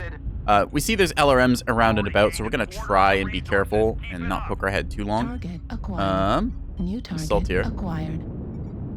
Okay. It's a free one, so the guy just got it. Yeah, I wonder if it's in the default camo paint. Oh, hi there. New target That is acquired. I don't remember what that was. Stormcrow, I think it was? Yeah. And they are not there anymore. Cool. Not to be surprised, Stormcrows are 55 tons and pretty mobile. Just gonna mark this one. Run for the basement. Should be the Hadamoto Cheese Whiz. Hello, buddy. Oop, I walked my lasers there a bunch, but okay. It's fine. Shot him in the back. We saw a Night Gear going over there, which we're gonna shoot at next. Oop, he's moved. Okay. Light mech's doing Come light on, mech it's things. so easy up here. The top is clear. By the way, opinion on Gauss rifles? They're pretty good. New target Long acquired. range precision damage, front loaded. On tabletop, they can take out a mech's cockpit with one lucky hit. So there's that factor. There's only two guys on the roof, Delta 5. Let's go. Gonna go on this dude here for a second. It's probably, yeah, he's sneaking around. So, all right, we have dealt with that problem for the immediate moment. Yeah. Target spotted. Oh, wrong vision mode. New target Hi, you. acquired. Twist like so, trying to tank. Yep, that guy is running cord, so Warning, gonna- incoming missile. tank through this here. Zap, 2CT. Target Yeah, got him. Heat level Lasers. critical. Warning, incoming missile. Anything that kills clanners is good. Exactly. See, one thing I like about Mechwarrior 5 is the melee combat. It is satisfying to beat the snot out of somebody. Destroyed. Like, if you have a mech with a giant sword, you're kind of winning in my book. Like, I don't care if it makes any practical sense or not. It's a giant mech with a sword. Ooh, it's a Warhammer. Okay. Did Sean already die? No, he's still alive. Okay. See if we can't go for a streamer superiority flex. That's not him. Target acquired. Totally not, streamer focus fire, any bias that I might have. Something here. Hello, you. Thanks, teammate. Artillery strike online. Okay. There you New are. target I acquired. see you, Sean. Zap. Affirmative. Go take his lunch money. Target Heat Yo! level critical. Uh-oh. Too hot. Override Ow, ow, ow, ow. shutdown. Okay, I'm gonna cool down. We're going to zap. Target Ah, destroyed. nuts. Well, let's see what else we can do. There was a LRM mech somewhere. What the heck are you? Strike online. Charger with X pulse lasers. Okay, I think we outweigh his Time to armor, hop off so the we wall can and probably move do that. in. Let's try going basement then, because I think he's gonna come down as well. Checking around the place, not seeing anyone. All right, just gonna mark him again. Target spotted. Charger 3K. All right. Target spotted. Yeah, Hatchet Man's been around for a while. I don't like the Hatchet Man because it doesn't quite weigh enough. I do like the Axe Man though. It's the 60 or 65 ton variant. I forget exactly which, but yeah, it's a heavy mech and it has a big old axe and it's cool. Grasshopper, Yeah. you walked out of the basement and there's literally a guy New on target Theta. acquired. Target spotted. I'm doing stuff, okay? Target spotted. New target acquired. Heat level critical. Target spotted. Artillery drop our strike arty strike here. activated. New target acquired. Left arm Ah! critical damage. Ow. Left Okay, arm buddy. destroyed. Right arm critical. XL check. damage. Target spotted. Override. It's not an shutdown. XL. We are very hot right now. Target destroyed. Thank you. Target spotted. All right. New target Now then, we were looking for acquired. stuff. There was a guy on Theta, but I had places to be and mechs to fight, so you know what? Screw it. Because they called me out, I'm gonna go cap Theta Point. Yeah. Whee! Oceanic server is very different. Just the kind of latency between hits and like the sort of weird rubber banding we get. Yeah. All right. Medium laser spam is terrifying. Yeah. This is a pretty spicy build using the 2 binaries and the 6 mediums. So I've got like a 30-point alpha with the medium lasers, and that's 18 times 2 for 36 with the binaries. So that's like a 68-point alpha strike. Yeah. Tend to run Gauss rifles, so time to kill is much lower. Yep. Gauss rifles are respectable enough weapon, long range precision fire in that, risk of explosion, of course, but yeah. Deleting side torso. Yeah, in this case, I saw the guy was already stripped, so I just went with it. Yeah, this is what I'm talking about for like the long range builds. You just get large pulse boats on like an Eben like that. Oop. Oh, we capped out. Okay, GG. We take those. Yeah. I thought we were going to have to go fight them. I was not paying attention to the scoreboard. All right. 535 damage, 298 taken, 3 components destroyed, 1 kill, 1 solo kill, 2 KMDDs. All right, yeah. Very spicy meatball this one, but I mean, hey, we take it. All right. Big sippy, okay. No. Hey, Ree, I'm gaming. Yeah.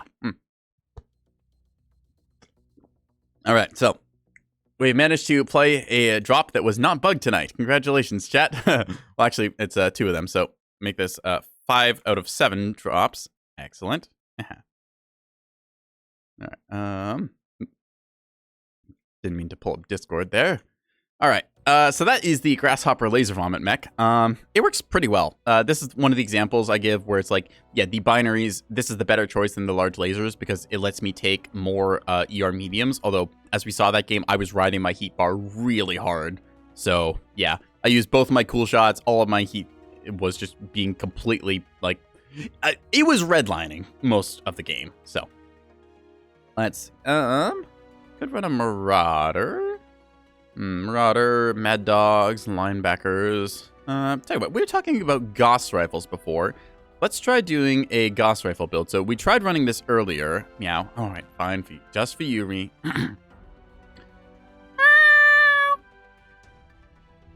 Not my best work, but I did have a mouthful of peanut M&Ms, so cut me some slack. I've been told that sometimes when I meow, people's cats answer back, so that must mean that I'm doing something right. It's a good meow. Thank you. I had to earn my ears.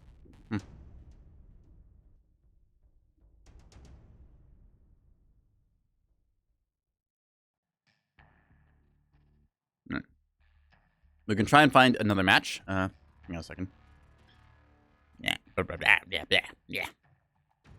Yeah. I feel like I'm gonna sneeze. Give me a moment, chat.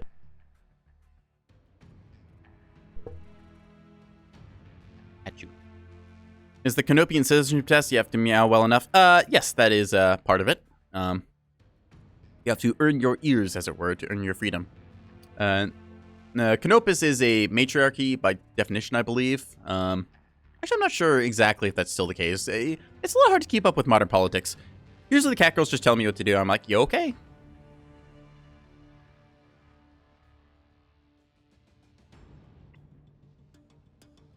Hot? Yeah, a little bit sometimes. Temperature can get a little up there.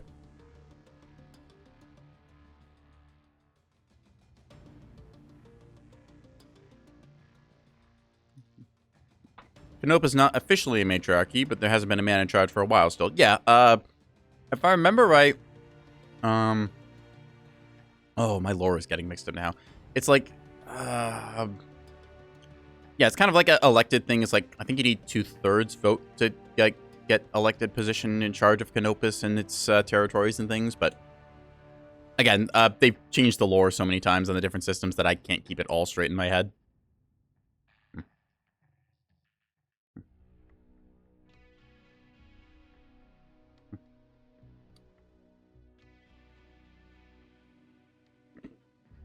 Alright. I'm going to try and find another match. Normally, North America is most populated server, because, you know, also Piranha Games, North American company, and, you know, it just kind of works out that way. But we're playing on Europe and Oceanic, because so far we have not managed to crash on those, I think. Granted, I didn't see the games where we bugged out or not if we were on Oceanic or Europe or North America, so we'll just have to assume that the games we got were because Oceanic and Europe are stable.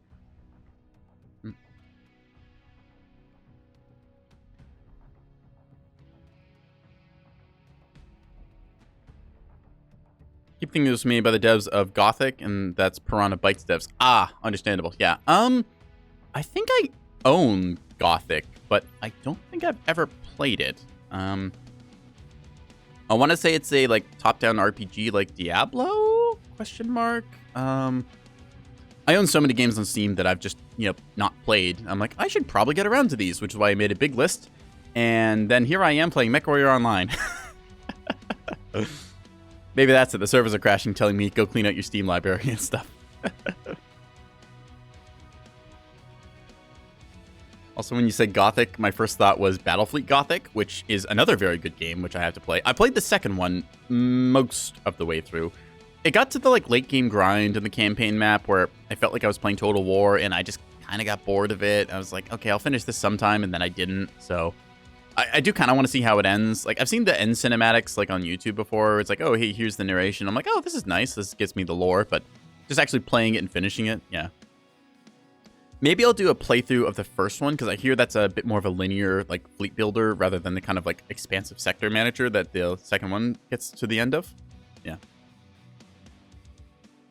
I'll schedule that for a stream sometime, because, I'll be honest, I really do like the torpedoes in Battlefleet Gothic, but Nova Cannon spam is just so good, going click, click, click, click, click, and layering them all together. Yeah. Games Workshop released a tabletop game, knowing the recent titles have been... Yeah. Yeah, a re-release of Battlefleet Gothic tabletop would be nice. I doubt it's going to happen, though, because, again, Games Workshop, they're pushing everything towards their lineup for Age of Sigmar and Primaris Marines, because that's what people buy. So,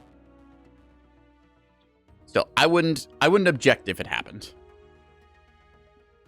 And I mean, we got a bunch of stuff for, like, what's it, Necromunda, right? Like, sort of specific things for that setting, so, yeah.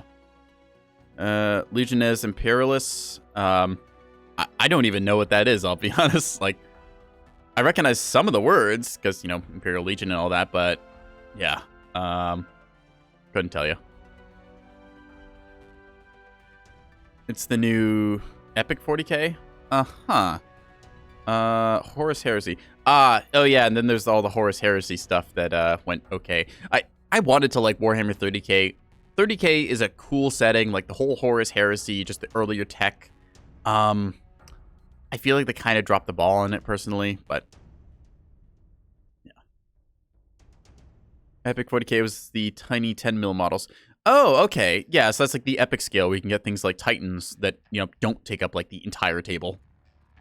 I remember at my local games shop, it was a pretty small place, to be honest. I still remember the guy who would come in with like a Warhound Titan or whatever it was. It wasn't a Warhound. It was one of the bigger ones, I think. And just like he set that up on the table. It's like, okay, yeah, that thing easily cost you like $1,000, dude. Very cool. Do you have its stat sheet? And then you just watch as like a Tau railgun spam or kills it in like one turn of fire. You're like, ah, well, I guess that's why we don't see those. This was back in like 5th or 6th edition though, so yeah.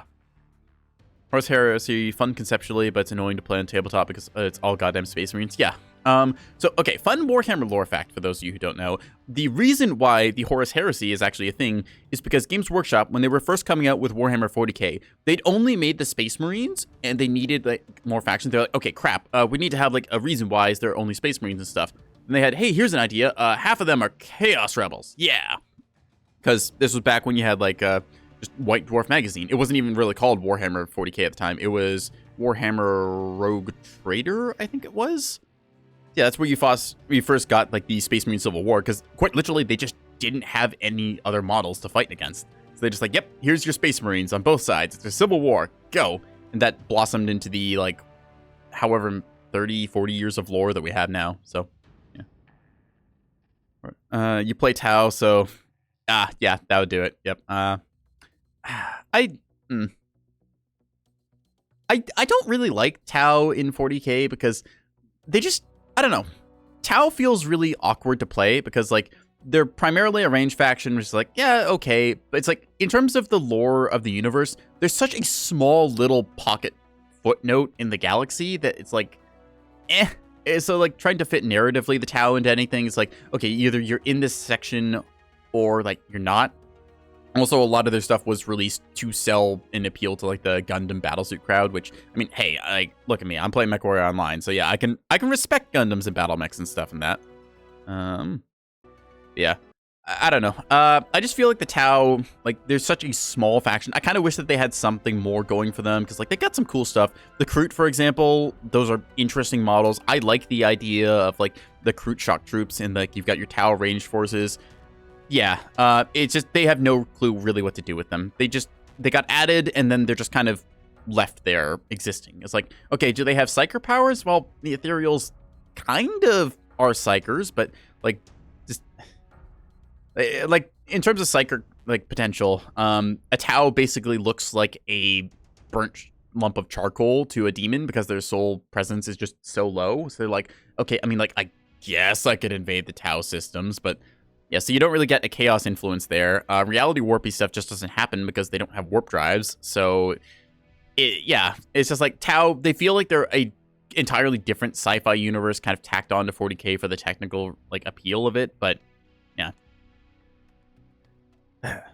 it's just unfortunate because like I want everything to be good that they've added to the setting, but the Tau just kind of stick out as like one of the awkward. We're not really sure what to do with this, and they're like really small, so we can't like really do much. Like a single Tyranid splinter and the Tau are just gone, like completely written out of the setting, done, dusted, nothing. And then it's like, oh well, that sucks. And then if you think about what they do, because they're a small part of the universe, they're still one of the tabletop armies, which means that they had to put the effort into making a codex and the minis and all the other stuff involved with that.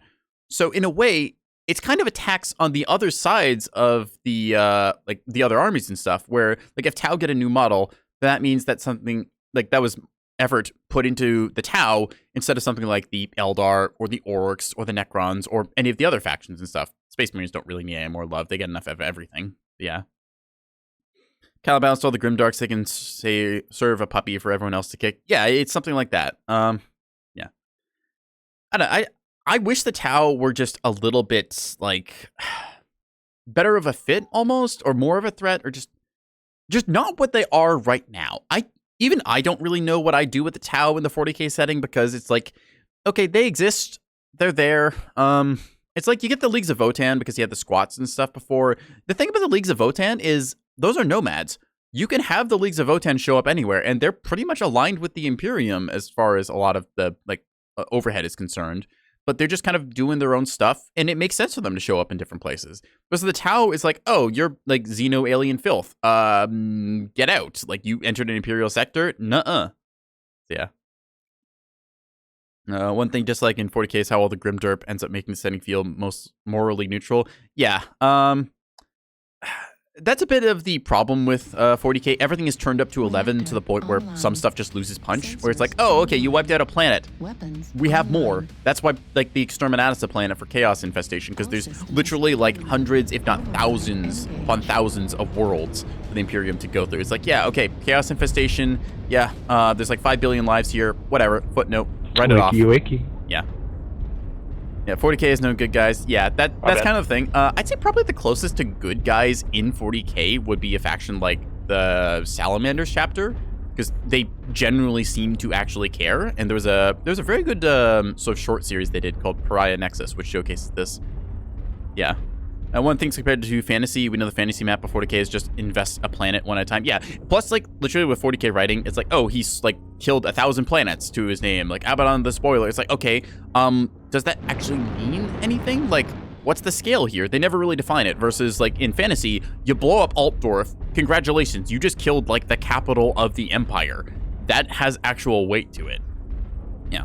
I think that it's a case where kind of, like, less is more. You need to scale things down because people can only comprehend so much stuff. Like, you can have an entire, like, battle take place in one hive city. That's what, Hive World Necromunda is kind of based on. You've got all the gangs fighting there. Yeah. 40k can't really have the end times because, like, yeah, they're kind of trying to have the end times where they've got, like, the galaxy divided right now and stuff's going at it, but, yeah. You need something to eat the galaxy. Yeah. Tyranids are kind of doing that, and the Tyranids, I think that is, like, a good representation of this is the biggest threat ever. But, I don't know, like, the Nids themselves, they've also been kind of done dirty. No, I don't want to do ads right now, Twitch. Snooze. Snooze. Oop. Yeah, Tyranids are trying, it's not going well. Yeah, so there's that factor. I think if they were going to do end times, what would actually need to happen in 40k is the Emperor needs to die. Because, hear me out on this. The Emperor is kept alive by 1,000 souls sacrificed every solar day, blah, blah, blah, blah, blah. If he actually proper dies and then, like, the whole, like, Astra Militarum and stuff, they have to hold the line against the massive demon incursion that happens. That gives the chance for the Emperor to actually reform kind of the way that Sigmar did when he took over Karl Franz. Hello, buddy. I see you. Nope, he's behind a wall. Yeah, that could happen. Like, Emperor just goes proper kablooey.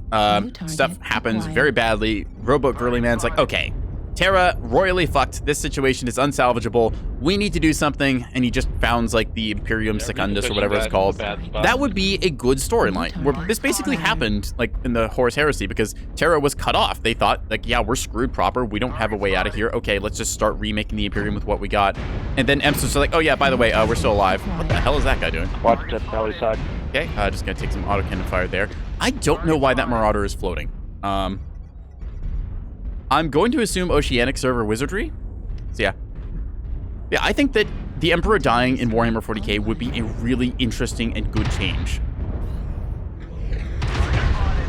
There's a Jägermech over there shooting at us. He's dropping arty strikes too. Nasty. Target acquired. Yeah, that's the closest thing to like Warhammer 40k end times I can think of. And I really hope they don't do it like they did with end times in fantasy, because like leading up into the end times era was really interesting because a lot of stuff was actually happening.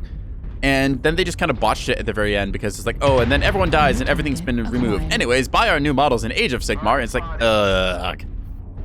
New target acquired. Hello. Artillery strike online. Bam. Yeah. They're too afraid of rocking the boat. Yeah, that's the thing. I want them to like take a couple risks to like make new improvements to the setting and grow it and develop it and stuff, because there's a degree of art that you have to be like a little bit risky for. But at the same time, Games Workshop is a big corporation and they just want the safe, steady sales back and forth every time they like get a new quarter. So there's like only so much that we're gonna actually see happen. Did I hit a wall there or what? I don't know. Oop, that definitely hit a wall. Okay. I don't know what this Marauder is doing, but I guess they're best. Boop. Yeah, they're just stuck no cover and lag now. Unfortunate. Yeah. All the 40k talk makes you depressed. Well, luckily we're playing Battletech now. Anyways, Delta Marauder here has been lagged. He's got 69 written on his back, and I'm just gonna keep shooting him. Pew! We keep handing out licenses to Alpha Mobile Games Company and not build epic scale Dawn of War. Yeah. Dawn of War 3, that happened. Oh man, I still remember playing Dawn of War 3 and just thinking like, what the hell are any of my units even doing? Just, yeah. Need assistance. Oh, I must have hit the rocks there. Yeah, there's some nasty pop-in with the rocks on this map. It's unfortunate because, like, you'll think you'll be able to hit someone and then you just, you know, don't. New target acquired. Yeah. Dawn of War was literally planned to be epic scale. They decided to make it how it was way later. Yeah. I think that, like, there's these mod for Soulstorm, which is Apocalypse Rising or something. I forget what it's called, but yeah, there is like a mod for Dawn of War Soulstorm, the first game's last expansion. Bit confusing sounding that, but yeah, that one adds in like Titans and all this other like variants of vehicles and stuff, and it's really cool. But yeah, I think that in a case of Dawn of War, sometimes you don't need Titans to walk the earth and it to be good. But yeah, we were playing shooting the mech. Yes. Pew! It's kind of interesting because I fire the shot and then like it just I don't know, like 300 milliseconds later, then I actually get the hit marker. I'm like, did I hit? Did I miss? Just long enough for my brain to go, oh, you're dumb. Oh, you missed. Oh, Nate, never mind. You actually hit. You're good. That is a Locust. I don't want to shoot my allies in the back here. That would be poor sportsmanship. Yeah. Target spotted. I think that at some point in like the next 5 years, assuming CA doesn't go completely stupid, we're going to get a Warhammer 40k Total War style game. Just it makes sense from like the market appeals and stuff with what they've done with fantasy. Like there's no shortage of Warhammer fans. Yeah. I almost wish for like a Dawn of War 4. I think the Dawn of War 1 and 2 were very good. Part of the reason was because like there was just a very big difference between the two of them, but there was also a lot of passion put into both projects. And while Dawn of War 1 fans might not like Dawn of War 2 and vice versa, both communities can respect that, like, yeah, this is a good game. Like, these were well put together and they make stuff happen. Hello, Mr. Supernova. I'm just gonna click your CT. And he's out of here. Boop, done the snoot. New target acquired. Ads gonna start in 2 minutes. No, I don't want ads to start. No, I don't want to tap out. No! Ah! I'm fighting against Twitch and my enemies. I suppose Twitch, in this case, might be the enemy. All right, what was I even shooting at? There's enemies over here, so we're gonna go zap on them. I think a bunch of them are hiding in the back line. Just gonna jump jet over here-ish. That's way too much. Hi, I did not mean to do this. Good day, good burr. I need to not be here. As a summoner with a lot of stuffs. Ow, ow, ow, ow, ow. Yep, well, there goes all of my armor. I did not know that the entire enemy team was around that corner. I have learned it. Will I have learned anything important from this besides, you know, don't jump jet and get shot?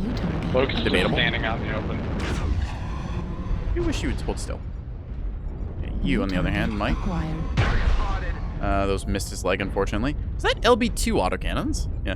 Steiner approach of just, hey, I think there's candy in here, and then you just realize you stuck your face in a little nest of a porcupine. We just walk around the corner. Ah, that's the entire enemy team. Yep. New target acquired. See, I can Pop-Tart a little bit here. I am very much risking it because I've got a orange CT and like a good salvo of any weapon system is gonna kill me. But at the same time, I mean, New target that acquired. Thunderbolt's pretty stripped. I could get him. I'm just gonna watch like this angle here. I think they've still got something to our right, but I haven't seen New it recently. target acquired. Warhammer, is that an XL engine? I feel like that might be an XL engine. Okay, we're gonna try doing the old Gauss PPC trick here, which is do Pop-Tart like so. Uh-oh. Torso critical Ow, ow, damage. ow, ow. Okay, don't hit my CT. Very good. So we got a hit with the Gauss rifles. We just need to pop up enough to send the Gauss rifle shots and then drop back down. So,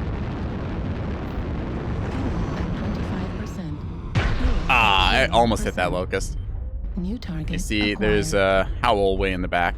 Hopefully some of our team flanks around the left side and pinchers them in, but I've not really got my fingers crossed here since well, I'm not making calls either. Although we are tearing apart that Cougar, which is completely stripped out. Pop-Tart and Gauss, yep, it's India's 2016 poacher, all over again. And that guy just got a good Gauss rifle shot on me. Target acquired. Yeah, he knows that I'm doing this. Ah, this is what I was afraid of. No, we've been flanked. Torso destroyed. Cross ammo destroyed. One coming from Delta 5, it looks like. Dang it. Ah. Locust did. When 2016 be LRM spam? I think 2016 was still Gauss PPCs. Light coming in There's Delta two. 5. I don't know if LRM Three. spam was ever really good, but I know it was like annoying at certain levels and stuff. Like, if you don't know how to counter LRM spam, it's very annoying, but if you know how to, like, there's a time in this game where everyone was running LRMs. Yeah, that'd probably be like around launch. Countering LRMs, that's something to do on the recipient So one in side. Delta 5. So, yeah. But once you know how to stick to Yep. cover and Target which places destroyed. not to be, it's pretty good. It's light. Yeah. Sorry, medium. Um, Right here. LRM spam, I'm going to refer to LRM spam as basically the tier 3 problem. So, when you're in like tier 4 and 5, then LRM he's got spam a is a very big big boy problem one. because Thunderbolt, like yeah. you don't know the maps, you don't know Off in exactly the what you're doing. distance. It's very easy for someone just to like lock on to an Right. ally and then rain missiles on you. But once you start getting a little bit better at the game, you start learning where you want to be and where you don't want to be and how to counter. It's really funny watching the lag, just the weird hitboxes that go here. Anyways, once you get like the LRMs like figured out and you know how to counterplay them, then they stop being so oppressive. Like tier 4 and 5, yeah, you'll get dominated by a guy in a Supernova A who's got like 80 LRM tubes just pecking away at you. But once you get to like tier 3, the problem with tier 3 is you can now match with tier 1 players. And tier 1 players look at a Supernova Nicely done, A everybody. and they just laugh. That guy, he just committed Sudoku by jumping off the cliff there and breaking his leg, which is kind of funny. Anyways, yeah, that's a 12-5 win. Decent damage, 2 KMDDs, 1 killing blow, solo kill. We got the Supernova. But yeah, tier 3 is kind of a problem for a lot of reasons in that you can be matched with like literally the best players in the game. Because to put this into context, hang on, yeah, face tracking, please. Okay, so to put this into context, you see this thing called pilot skill rating. I am tier 1. I've sunk like 1,800 hours into Mechwarrior Online. I am confident in saying that I am good at the game. I am not one of the best players in that regard. So, adds in 3 minutes. Okay, we're going to do a 3-minute rant here. So, I am tier 1. I can be matched with people in tiers 1, 2, and 3. Okay?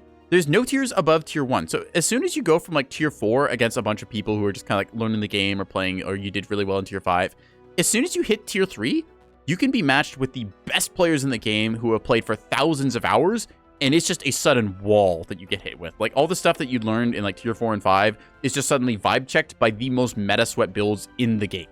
So I think that that's a bit of an issue the game has with like the learning curve. You've been perma-stuck in tier 5, so you don't know how to feel. I will say this. It is my belief that in Mechwarrior Online, anyone can get to tier 1. If you are stuck, it's because you are doing something wrong. And you need to evaluate and realize what you're doing wrong. Because it might not be obvious. Mechwarrior Online doesn't do a great job of teaching you what you did wrong. But if you can pair up with someone who's played a bit more than you and has some instructions and stuff. Like, I'm trying to be instructional when I'm doing my games here. And I'll try and narrate what I'm doing in terms of gameplay and why I'm doing it. Yeah, figuring out what you're doing wrong is the essential part of figuring out how to just get better at anything. Because anytime you start something, you're going to do something wrong. It's just a given. Like, no one ever gets anything right off the bat. If they do, it's incredibly lucky, and they probably did something wrong anyways. So, just figuring out, what did I do wrong? How did this circumstance come to be? How can I change this thing? A lot of people will get mad and say, oh, LRMs are overpowered. This is unbalanced. I hate this game. This is so stupid. While also not running ECM, AMS, radar deprivation, taking cover, anything like that. So it's just a case of figuring out, what did you do wrong and how can you improve? Because whether you win the match or lose the match, if you do well enough on your own, your rating will still go up. So it's just kind of figuring out things like that. I also think that tiers 4 and 5 are actually the most fun in the game.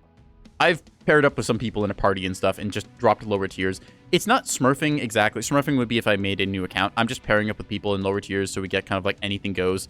It is a lot more fun. You don't have to worry about peeking sightlines and instantly getting hit by Gauss rifles or PPCs, large laser builds, Ultra 10s and things. You can just kind of mess around, do fun builds, and just have a good time. So I think that it's not bad if you're like at low tier level. In fact, just don't pay as much attention to the pilot skill rating. The only time it really matters is when you kick into tier 3 or when you max out tier 1. That's like the 2 times I think the pilot skill rating actually matters in this game. Besides that, just have fun. And if you're having fun, you're winning. So keep in mind, like the Metasweat comp guys, like they can get a huge win rate. Like I know some guys who have like 60, 70, 80% win rates and stuff, and they're hating the game because it's not a game to them anymore. Yeah. Keep trying to headshot people to death. Yeah, if you want to just go for a headshot challenge, absolutely do it. Have fun with it. That's what I say. It's a game at the end of the day, and you should be trying to have fun. So, dwell on that for 3 minutes chat. We're going to take a quick ad break, and we'll be right back after these messages. Yeah.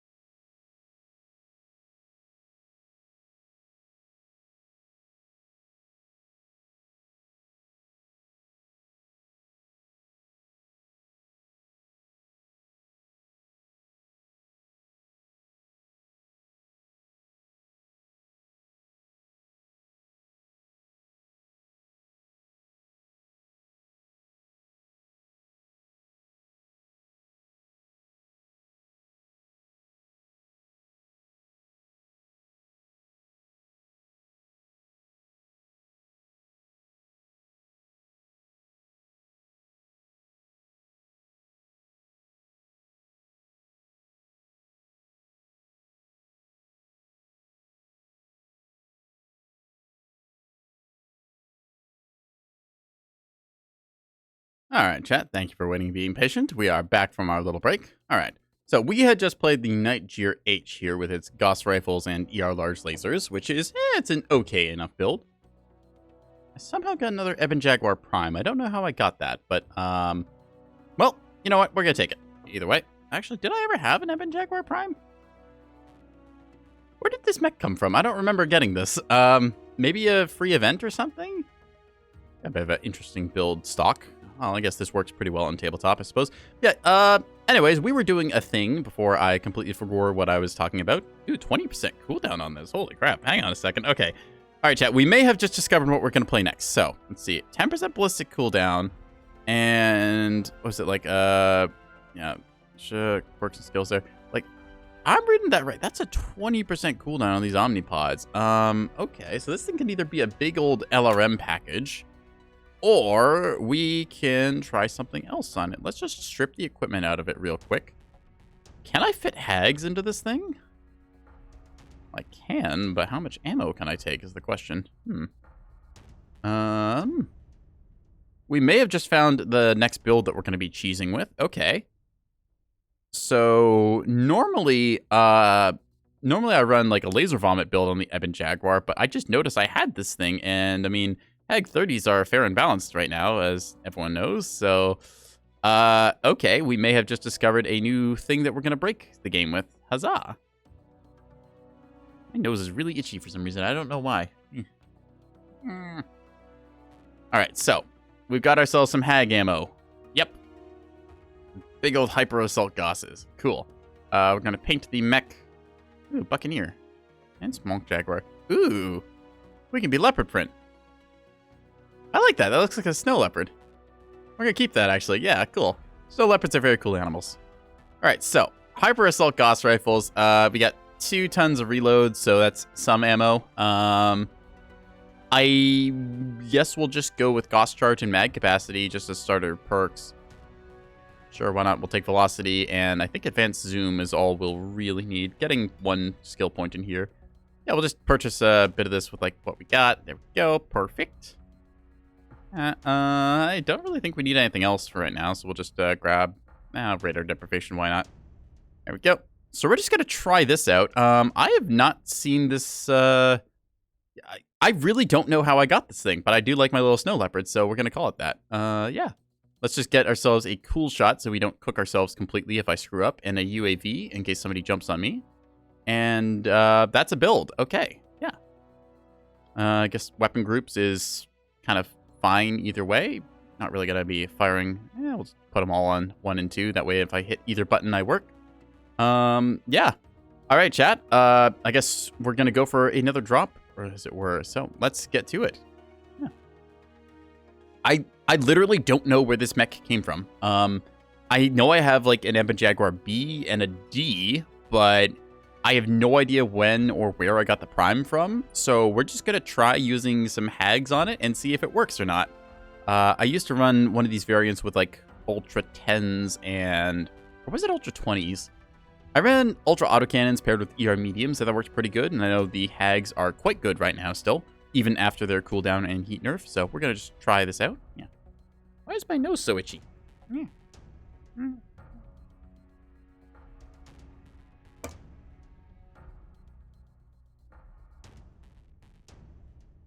My Catboy snoot. It itches. Anyways, so we're still trying Europe and Oceanic servers because it seems like they're the only ones that aren't broken horribly right now. So we're going to just keep trying on these. Also because after you do like 1 drop in Mechwarrior Online, it literally doesn't let you change the servers you're able to drop on unless you completely relog. Because features, I guess. They'll fix it one day. We've been saying this for years, but you know. Yeah. For all that I harp on Mechwarrior Online, I do think it is a pretty good game. I've sunk a lot of hours into it. It lets me be creative while also, you know, kind of rewarding like good PvP play. So yeah, would recommend it to a friend. You can spend $0 on it and enjoy your time. The trial mechs that you start with are pretty good. They've been adjusted recently so that they are more or less like a properly skilled out mech. So yeah. You don't have complete control over the trial mechs because what you get with them is what you get. So You're just going to have to live with them for the first little bit, but once you decide roughly what mech you might want to invest into or get, then you can do that. And yeah, it's a lot of fun.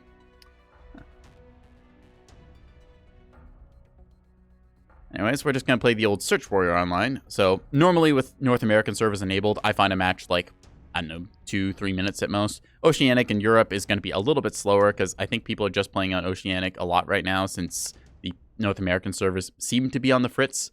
You just take a look at the little bug title that we got over there. Yeah, it's like, oh, what's that? Bug drop count? 5 out of 8? Oh, never could have seen that one coming. Yeah. So, either way, searching. We're going to try out our Smonk Jaguar loadout. I literally don't remember where I got this mech. I'm sure it must have come up with like some event reward or something like that, but I could not tell you. I think I got like all the tournament rewards and stuff anyways, but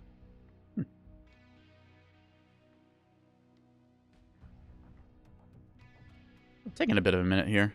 Interesting. I know I said it was going to take a little while longer, but I was hoping it would try and spite me by giving me a match, which would be very bad, you know. I would really hate that matchmaker if you just, you know, happen to give me a match right now and not make me wait in the chat. Oh no. Not that I'm, you know, not enjoying the company of all of you, but I just like to show you gameplay. All right, let's try Vitric Station Conquest. Yeah. Might go back to Tourmaline after all. We'll see. Tourmaline's an okay map. Personally, I prefer Vitric over Tourmaline, but that's just me. Ooh, Terra Therma coming in strong, apparently. All right, might be going lava map. I think we are. 39% Terra Therma Skirmish. Okay. Terra Thermish, if you will. Hopefully nobody plays Volcano Camp, because that's a very boring way to play this map, even if technically it is pretty good and does get you a win. Again, it's boring. You sit in a volcano for like 15 minutes, and then whichever team at the end of it has the least deaths kind of wins, so eh.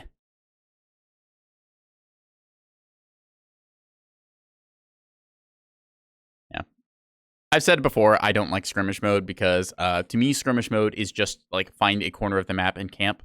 At least with the assault mode, there is a base, so if somebody decides to hole up in like a little like super choke point that is a complete death trap to push into, then you can just go cap out their base and win the game. I think that skirmish mode should just be removed in favor of having assault and domination and the other modes, but again, that's my opinion on it, so.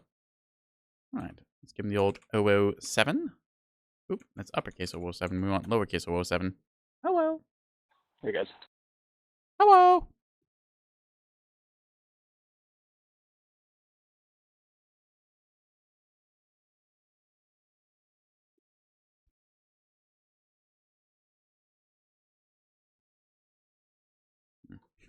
Butt hammer. All right. Captain Pelican's connecting, and so is Gunblue and... How do you even say that? No Pempel? Not Pempel? Nope EMPL? I don't know. We'll just call him Nope. That sounds like a good name. Nope. What is your name, Sir Knight? Nope. If I had to guess, they probably got the bug, or they're just, I don't know, slow connections can happen. Hello, everybody. Oh, we got one of them. Gunblue's in. Hey, man. How are you? Social lobby, I like it. Hanging in with the match disconnects. Reactor online. Yeah, they're pretty bad. Sensors online. Weapons online. All right. All Just systems enable our online. override and try Override and see if we can't get some gunplay from there. Yeah. Looking Maybe. forward to them Okay. fixing it. I'll have the left click. Oh, it's just Two two more more on days, this right? map in a while. The Well, left click bound to the we will left see. gun and the right click bound to the right Right. gun. I think that makes sense. Sounds right, anyways. they sounded hopeful. Nice thing about the, not the Timberwolf, the, what am I in? The Ebon Jaguar, yes. The Ebon Jaguar is a pretty quick mech at 81 kilometers an hour, so we're able to skirt our way around the map respectably. That said, we are not the fastest thing on the planet, so if we had something like a linebacker, we would be probably running at like 97 or so stock. Plus, we haven't speed tweaked this. We've only really just put in the gun modules. Oop, little drop there. Oh, that one's a fast light. Look at that. It's like, it's very quick actually getting over here. I guess our lights are engaging as well, so Target acquired. let's give him a marked target. Now, I don't really like trying to shoot light mechs with non-hit scan weapons because I just tend to miss. And once you add on the ping that we get from Oceanic servers, well, yeah. Looks like, yeah, one of them is still a disconnect. That's unfortunate. They really do need to fix that server issue, like, sooner than later, because if it's going to be like this till the 13th, then I'm going to be hard-pressed to stream more Mechwarrior Online, because it really kills the experience. And I want to stream more Mechwarrior Online, since you all seem to enjoy it, and I enjoy playing it. Usually. There's a couple times where you just get instantly killed by something because you peeked the wrong corner, and you're like, maybe I don't want to play this game today.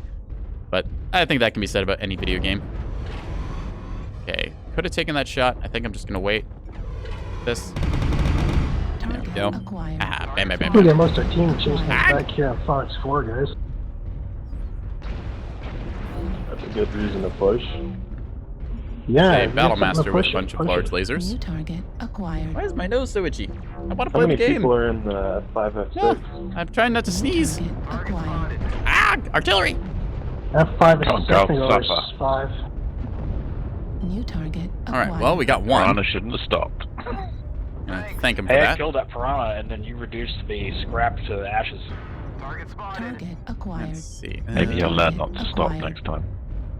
We're just gonna push up here. Yeah, in a light mech, basically never stop moving. Hey, Best assault advice I back can down really the give. right side, back here. Spotted. Just completely walked my shot there as I was trying to correct my aim. It's LB5s and light Right. PCs on that Night Star. Interesting. Stripped here. So we're just gonna push our way on up, Target spotted. skirting past our little annihilator New there. target No, acquired. Fafnir. It's a cicada way off there. Juliet cicada, right Too leg much open. fire. New target. We're just Man, I gonna got a try and phone find a call. target, That anyways. was fun. Completely open. Okay, so there's a Night Star here that is just asking for it. We're gonna switch That's to right, night open vision torso. just to get a bit of a better view through all the smoke. Hi New there. target. Pew, pew, pew, pew, pew. That hunchback is open. I'm betting he's gonna peek again like a fool. Oh, there's a light or something. I can't target really hit that, but acquired. Enemy Just gonna- UAV over your position. nothing on thermal. Keep it on the night vision. Why is this Battlemaster looking like that? Kirby, you're under artillery. Okay. We've got flankers. That would be what. Oh, wow, we've got big flankers. New target acquired. It's interesting. Bam, bam, bam, bam, bam. Ow, ow, ow, ow, ow. Ow, ow, ow, ow, ow. Help. Help. Need assistance. Help. UAV Assistance required. Sorry. Bam, bam, bam, bam, bam, bam. Target spotted. Ah, we're stuck on something. Okay. Well, New target acquired. Target spotted. don't know who is the Seth Rogen laugh, Target but destroyed. okay. New target acquired. Um, Spotted. switching to thermals and try on this. Bam, bam, bam, bam, bam. Oh, this is not gonna go well. Ah, record. Damage. Mayday. Spotted. Going back to Got it. Fox 5. Target Okay, spotted. so that is a big old heavy machine gun boat if I ever saw one, and those will absolutely shred my open center torso. New target However, acquired. there's also big targets we can shoot at. Bam, bam, bam, bam, bam, bam. Just need to duck and keep our nose down. Use our superior mobility here as New this target executioner comes up acquired. on us. There we go. Oop. Oh, wow, we are cherry red. Okay, yep, somebody sneezes on us and we are dead. It was a risk. I did the math. Damn, am I bad at math, apparently. All right, let's see. Where are you? New target You. acquired. Bam, bam, bam, bam, bam, bam, bam, bam. Target destroyed. Hey, let's go. All right, just the two left. New target acquired. So yeah, turns out hags on this thing. We already knew hags were pretty good, but yeah. I'm not gonna GG in all chat. That feels a little too rude. I'm just gonna say GG in team chat. Don't want to rub it in or anything. Yeah. Okay. Hag Eben Jaguar. Yeah. 405 damage, QKMDDs, 1 killing blow. Not the best performance given that it. I mean, this is just still like a mostly unskilled mech. Still though, not bad. We're gonna try that again. Heat wasn't really an issue, which was nice. I never had to use my cool shot, but I was also firing in very short bursts. I wonder... I could... Okay, so we're going to save this variant, if it will let me. There we go. This is going to be the EBJ-Prime. I'm going to save this as 2 Hag 30. Keeping that in mind. So we can also try dropping it down to something a little bit lighter. Like, we can go with, I think, regular Gauss rifles and stuff, right? Yeah.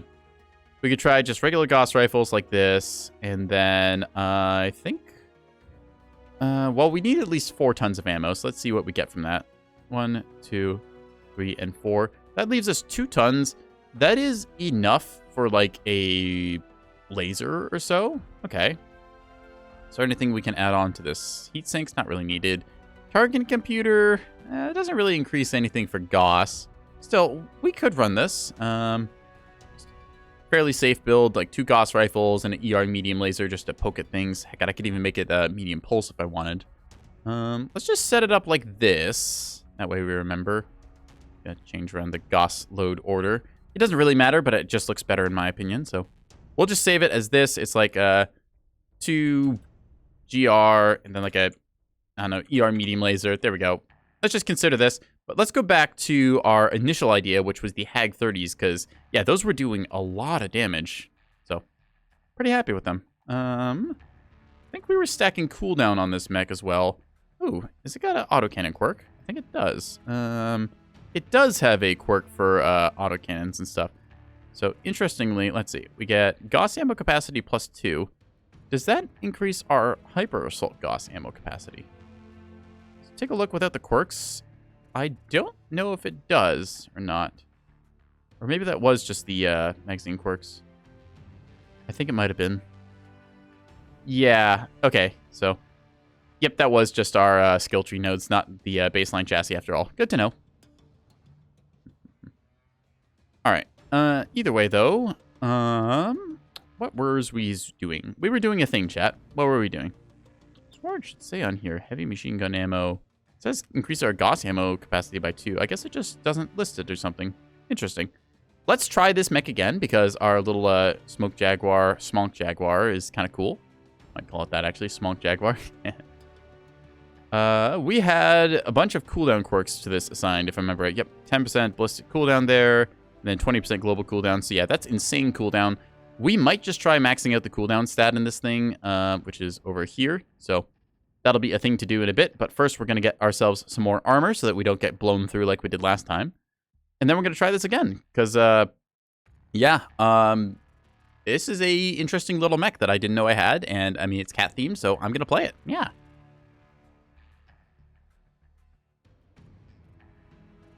We'll see if we get another good couple drops in tonight. Yeah.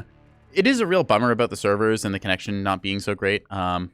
It's just an unfortunate circumstance where the game is currently right now. See if anyone else is streaming stuff. Yeah, there's a couple other people still trying to stream, so at least you get some people still going at it.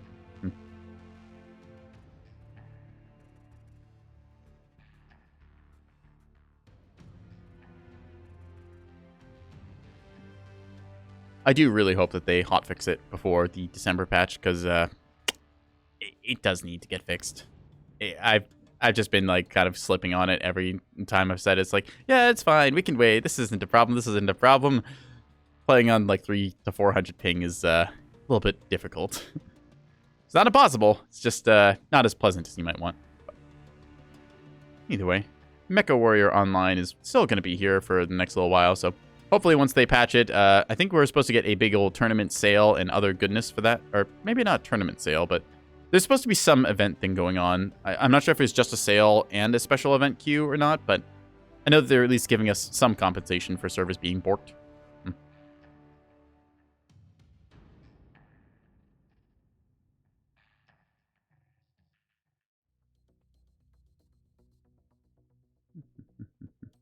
Taking the big sippy of water. Uh-oh, I'm almost out of water. Huh. Well, either way, Search Warrior Online is doing Search Warrior Online things, and we're just going to wait our turn for it. So, not really much to do besides just, stare at our skill tree notes and dream of the miracle that will be the time when we get enough to fully fill them out. But once that happens, well, we'll be there. So, I always struggle to know what to say exactly during this time here, so I'm just letting whatever words fall out of my mouth fall out of them. A verbal diarrhea, if you will. It's kind of keeping you all entertained and, well, mostly enthused. I say mostly enthused because, well, of course I am just silly Canopian Catboy doing silly Canopian Catboy things while I search for a match on the Oceanic and European servers. That's actually kind of surprising. I haven't gotten a match on the European servers, but Oceanic we've been finding, like, non-stop. Normally I don't turn on Oceanic Search, so I get like better ping and stuff in the game, but I mean, apparently it's the one match that like everyone can actually get into, so we take those. Plus I might get to play with some of the Australians. I think it's what's the name? It's Honk and Bonk for Jesus, or Peachy Problems, you might know her on Twitch. I think she's Australian or New Zealander or something like that. That area anyways, so yeah. I like running to them, they're fun.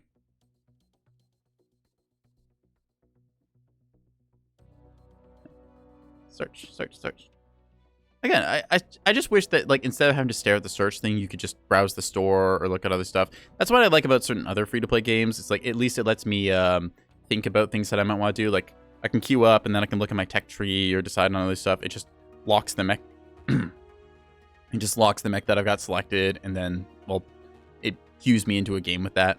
I think that would be a good change, because then you could, like, take a look at the store, and then you could, like, save your cart and stuff. Like, let's say you want to check out, like, I don't know, buy 5 mechs at once or something. You're like, I'll take an Ebon Jaguar and a Night Gear and a Rifleman and an Atlas and an Urban Mech. And you just add that all to your cart, and it's like, hey, your game's ready. We're loading you in. It's like, great. I think that'd be a good change. Because I would like to just kind of, theory craft and browse through the shop. Like, even if it, like, locks the mech lab for me, at the very least, I can do something besides, just stare at the searching bar. So. Yeah. It's just hard to, like, I don't know, it's just hard to wait for a game where, like, the only thing you can do is wait. And I know that nobody enjoys that either, so. Waiting, one of the hardest things to do in life.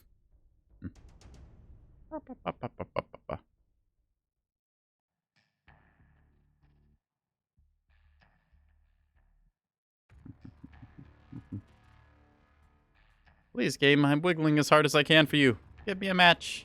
Please, I beggeth of you.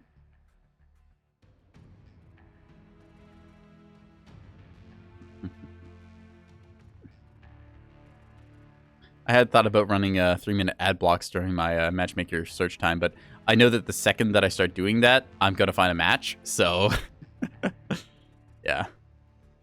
It's a hard sell. I could change the ad schedule as well, so it's like every 20 minutes, but I really just don't want to run ads, chat, I'll be honest. Like, they don't get me any money, and you don't want to see them either, and I'm only doing it because I need to, so oh well. Still, HPG Manifold, let's try for Assault. Everyone else is voting Skirmish, but I mean, hey, I will take it. HPG Manifold, good map, especially post-rework, which came out... Oh, has that been out for like a year now or so? It's been a while, but yeah. HPG Manifold, nice map. Even if the walls snipers are a little bit annoying. But.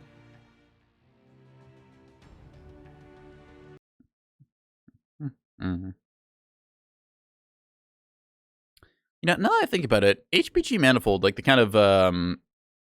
I don't know if you call it like an arena, the bowl, like the center part of it. It vaguely reminds me of a skate park in many ways. So, yeah. And that's not saying it's a bad thing. It's just kind of looking at like the way the ramps and stuff are designed. Like you can imagine this map being at like Skate 3 or something like back in the day on like the... Was that the PlayStation 2 or 3 that I was on?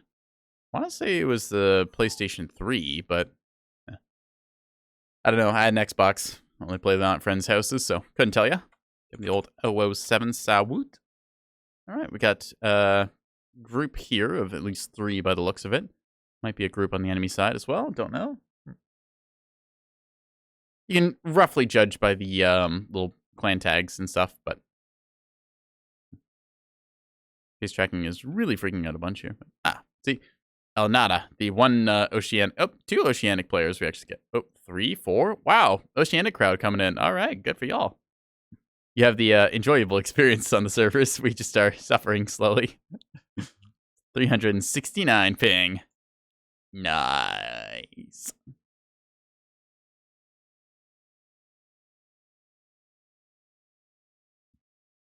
Give me the old 007 that. Countdown 20 seconds. Captain Pelican's still connecting. They might end up being a disconnect. Oh, nope, they're in. Excellent. Yeah. The Oceanic servers, they seem fine, which, yeah, I mean, at least one of the 3 servers is working for Mechwarrior Online. It's just not good on NA. Reactor online. Which is really weird when you think about it. Weapons online. It's server-centric or something. All systems nominal. Override engaged. Command to all warriors on the surface. Your task is to wipe away all hostiles. Show no mercy. Wow, face tracking freaking out there. So took a sippy. All right, we have hags, which means that we're pretty good at range. But I also kind of... The heck was that? Looked like one of our mechs just got shot by friendly fire, but I guess not. Anyways, we could go up on the wall and do the whole, like, high-up sniper thing, but I don't think I really want to do that. I think I just want to play, like, the sort of low-ground hill peeker style. Our hags are, like, a little bit below our mech's cockpit line, but I think we can still be nimble enough to expose just enough of the mech and then duck down to make it worth it. Plus, we could do a nasty little side corner peek with our right side, left side, sort of rotational fire. Yeah. It's like fire on one side and then sneak to the other side, fire again there. Yeah, there's options. So that, or we just use our superior speed to do a lot of hit and runs. Either way, we have a bunch of opportunities, and it's just a lovely day on HPG Manifold with its negative atmosphere, after all. Because I'm pretty sure we are just on a moon. So, oop. First customer is a Blood Asp. Okay. The Jaws title. I think that was from the Piranha mech pack. 2 Hag 30s and 2 ER large. Yep. Most of the build that I'm running. That is actually a very hot build now, because Hags did get their heat nerf. I'm just toying around with them on this mech because, I mean, I saw 30% cooldown. I was like, well, don't mind if I do. Oop. Ow, ow, ow. Okay. So, yep, a lot of return fire there. We could peek that again, but I have a sneaking suspicion they're going to be watching it. New target. Eben Jaguar in basement, mark target. It's going to make a little call out to the team there. Target The acquired. Delta Eben. Yeah, it's a laser version. ER and ER mediums and pulse. You normally only see one or the other. Target acquired. Okay. Target spotted. Just going to take a look on the right side here, see what there is.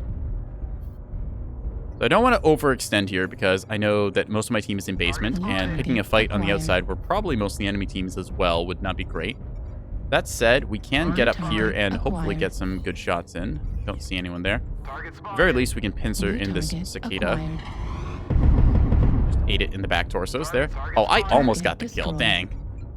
I think I just had bad convergence on my shots. Oop, just clipping through a ally there. Hotel. Oceanic server goodies. Goodies. Hotel longbow in the basement. Just gonna try and shoot this guy's legs. Target spotted. Gulf Stalker legs. Enemy forces at 75%. Spray across there. Oop, we're taking fire from somewhere. Okay, I'm gonna keep peeking this angle because it seemed pretty good to me. One Bravo Banshee. Target spotted. Bam, bam, bam, bam, bam. Target Gonna twist back and forth, walking their shots. New target hello. acquired. You have weak legs, if I remember right. Yep. Incoming missile. This is what I was talking about with getting overextended. Since we are in not the greatest position, we're just gonna drop a UAV so we can see over top of this hill and then try and go from there. I know that Stalker is legged, and I want to punish it, but not sure how well I can do that Warning. on my own. incoming Ah, missile. the missiles. New target acquired. Okay, it's one of you, I think. Not you. Where'd it go? It was up there. Oh, it's New behind the pillar. target Okay. acquired. So we'll just sweep around to the other side and go on to this Blood Asp. We're under UAVs to some Incoming extent. missile. Bam, bam, bam, bam, bam, bam. Just duck down, twist around. Yep. Wiggle waggle. We should be able to get another really good shot on him here. Where'd he go? Oh, you. New target acquired. All right, now we're just going to use our speed to run. You can see them trying to take my leg off because they know I'm fast. New All right, target there is a acquired. mech there, but I can't quite get a shot on him, so we're going to look for you. I know this thing's right leg is weak. New target Come acquired. on. I'm on Gulf. Keep it rolling. Stalker. Target spotted. Right leg on Gulf Stalker kills. He didn't get a missile lock there on me, which is Incoming close. missile. Oh, that'll hit. Left flag critical damage. Bam, bam, bam, bam. Haha, gotcha. Destroyed. I've taken your kneecaps. Charlie Black Knight. Your toe privileges have been revoked. Spotted. Target spotted. All right, now we're just going to kind of sweep through Acquired. because there's a bunch of them that are just really stripped out and we're up by 5 mechs. So I'm going to switch into thermals just to get a look at what's hot. Target spotted. Oh, we only barely chipped him there. Target spotted. Yeah, the greatly reduced cooldown on this mech feeling pretty darn good. We're just going to go on this Black Knight here. Yes, hi, Charlie buddy. Black Knight. Bam, bam, bam, bam, bam. Oh, What the heck? Damage. Oh, Target destroyed. okay, he died. We're good. Left Ah! leg destroyed. No, my leg. Left arm destroyed. Bam, bam, bam, bam, bam, bam, bam, bam. Weapon Need assistance? explosion All right, we got him. detected. Let's There's one left, Gauss somewhere. rifle destroyed. We are legged, just like that stalker was, so rather unfortunate. We're only able to go 40 kilometers an hour right now, but, question is it a disconnect or what? Huh. I am pretty happy with how this has performed. Target acquired. Our friend Mr. Rogers is the last one left. Okay, let's see. So they're just doing a runner by the Delta 3 line. Delta 3 light mech. Call out to the team for that whole thing. Where's that light coming from? Well, safety warning light saying, yes, hello, your mech is taking a lot of damage here. You have 33% of it left. Maybe you should be more careful. Which I say, I don't know what careful means. Thank you. Trying to maybe do a runner up top? Hard to say.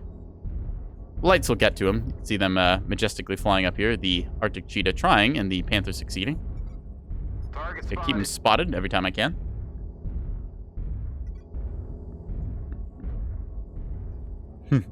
Quit running, coward, indeed. Yeah. Target spotted. Spamming the old target spotted because you get 5 seconds of map hack on him. And yeah, Incubus, 2 heavy large, 5 light machine guns. Yep, pretty standard Incubus build. Just kind of a, not exactly a close range build, kind of a mid-ranger. Target spotted.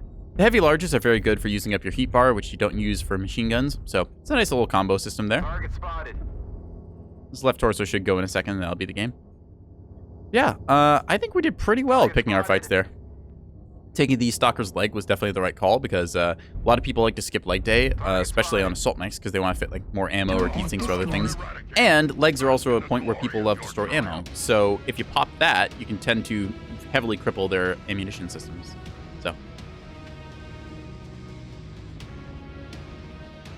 All right, 695 damage, 1 kill, 2. Wait, 1 killing blow, 1 solo kill, and 2 kill most damage dealt, or KMDDs, as we call them. We're not the highest damage, that Direwolf heavily packing a punch, but that's like 2nd place on the team, 2nd in the match. All right, we take those. Yeah. Good stuff. Hags, still viable. These are just like Hag exclusives.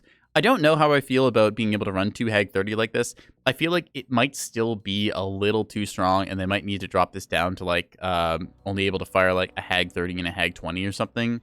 But yeah, like you look at this, right? Like we've got 2 Hag 30s, just 4 tons of ammo, and we're able to pull 695 with minimal sweat, really, and it's like mostly unskilled too.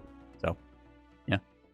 I think that the nerfs definitely did a good job of removing one of the big issues, which was running 2 Hag 30s along with like 1 or 2 ER larges. You can still do it now, but it's ridiculously hot. So, yeah, good to see that go. Also, I'm really liking this camo spec. I don't know how I never tried the Smoke Jaguar camos before, but they look good.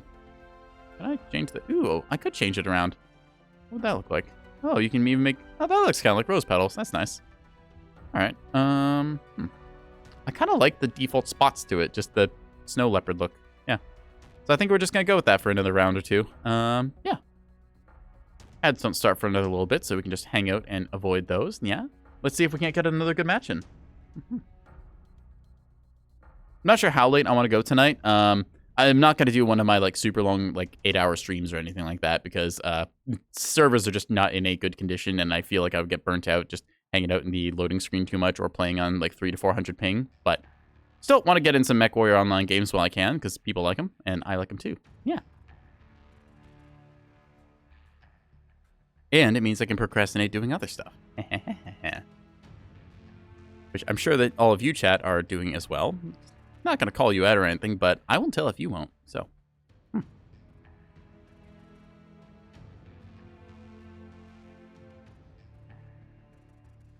wonder, because generally pretty good size in the corner here. I'm going to make myself just a little bit bigger. There you go.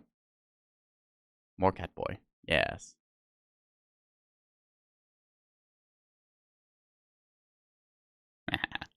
All right, there you are. I have embiggened myself a bit. Just for now. If I'm taking up too much of the screen, I'll shrink myself down again, because I generally just occupy the right corner of the screen, which is my weapon systems, and, well, you don't really need to see those. I like to have the paper doll visible so you can see just how screwed I'm getting by all the incoming fire.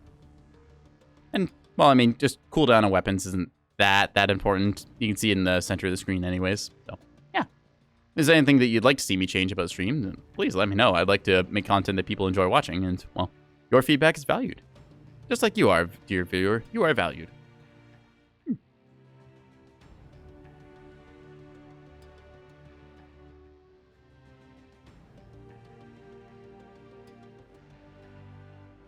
All right, matchmaker. Now that I've been all going, now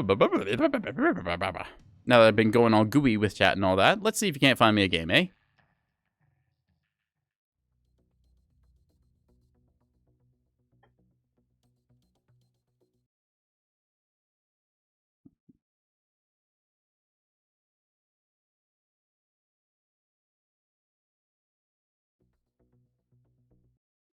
In time to check. Oop. No, I don't want to open my thing there. Check on that. All right, cool.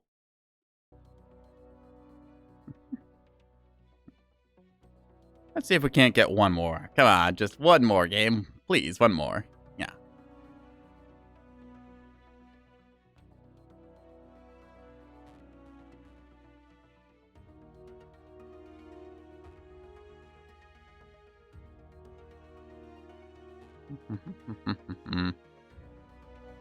Come on, please. Make it Nekowarrior Online, not Nekowarrior Offline. I require the game. Give me the game.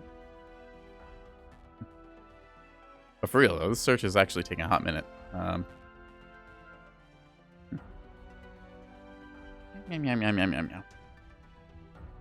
See, I am just, like, out of things to talk about. Like, I was thinking I could ramble about Battletech, but, well, I've done a lot of my Battletech ramble tonight already. Gotten my rant out finally about the LRM-10 system and how I hate it, just for number crunch reasons and that. But in seriousness, though, it's not as big of a deal. It's just one of those, like, little pet peeves you notice where you're like, huh, let's crunch all these numbers and, oh, this one doesn't make sense. Why is this like this? Yeah. Anyways, HPG Manifold. I'd love to go there again. We had fun last time. Assault mode. Looks like it's going to be the case. I'm praying for HPG. Let's see if we get it. 5% over Hibernal. Okay. HPG. Let's go. Yes. Excellent. Another match on HPG Manifold. I'm going to play one more with this Ebon Jaguar and then see if I can't play a different mech. Got a couple more games in me, I think, depending on how long the matchmaker takes, because I can just feel it kind of weighing down on me. Also, Oceanic server being well, Oceanic server is not bad. It's like, you do notice the ping, but still, I'd prefer the snappiness of North America or Europe. But if this is the only place that actually has servers that work, well, it's what you get. I suppose it's how the Oceanic server players, they feel on, like, North America or Europe and stuff, so. Swapsies around once in a while.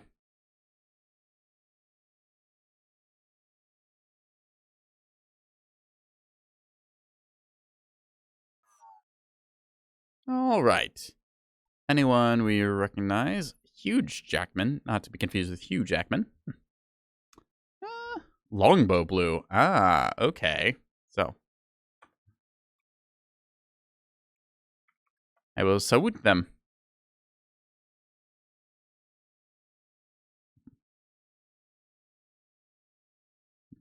We will see who is the we had really old clan dude. I think we played against them or with them last match. We might have shot at them at some point, but NekoboyBlue salutes back. Very nice. Both got the B in the same place. The B-O. There you go. So LBB NBB B B emoji. Throw back to, what was it, 2018 that the B emoji was the big thing? Wasn't it? I don't know if anyone ever saw the movie, but I know the Emoji Movie exists, and a friend of mine gifted me a copy of it because it seemed funny at the time. Apparently, the B emoji appears in the Emoji Movie.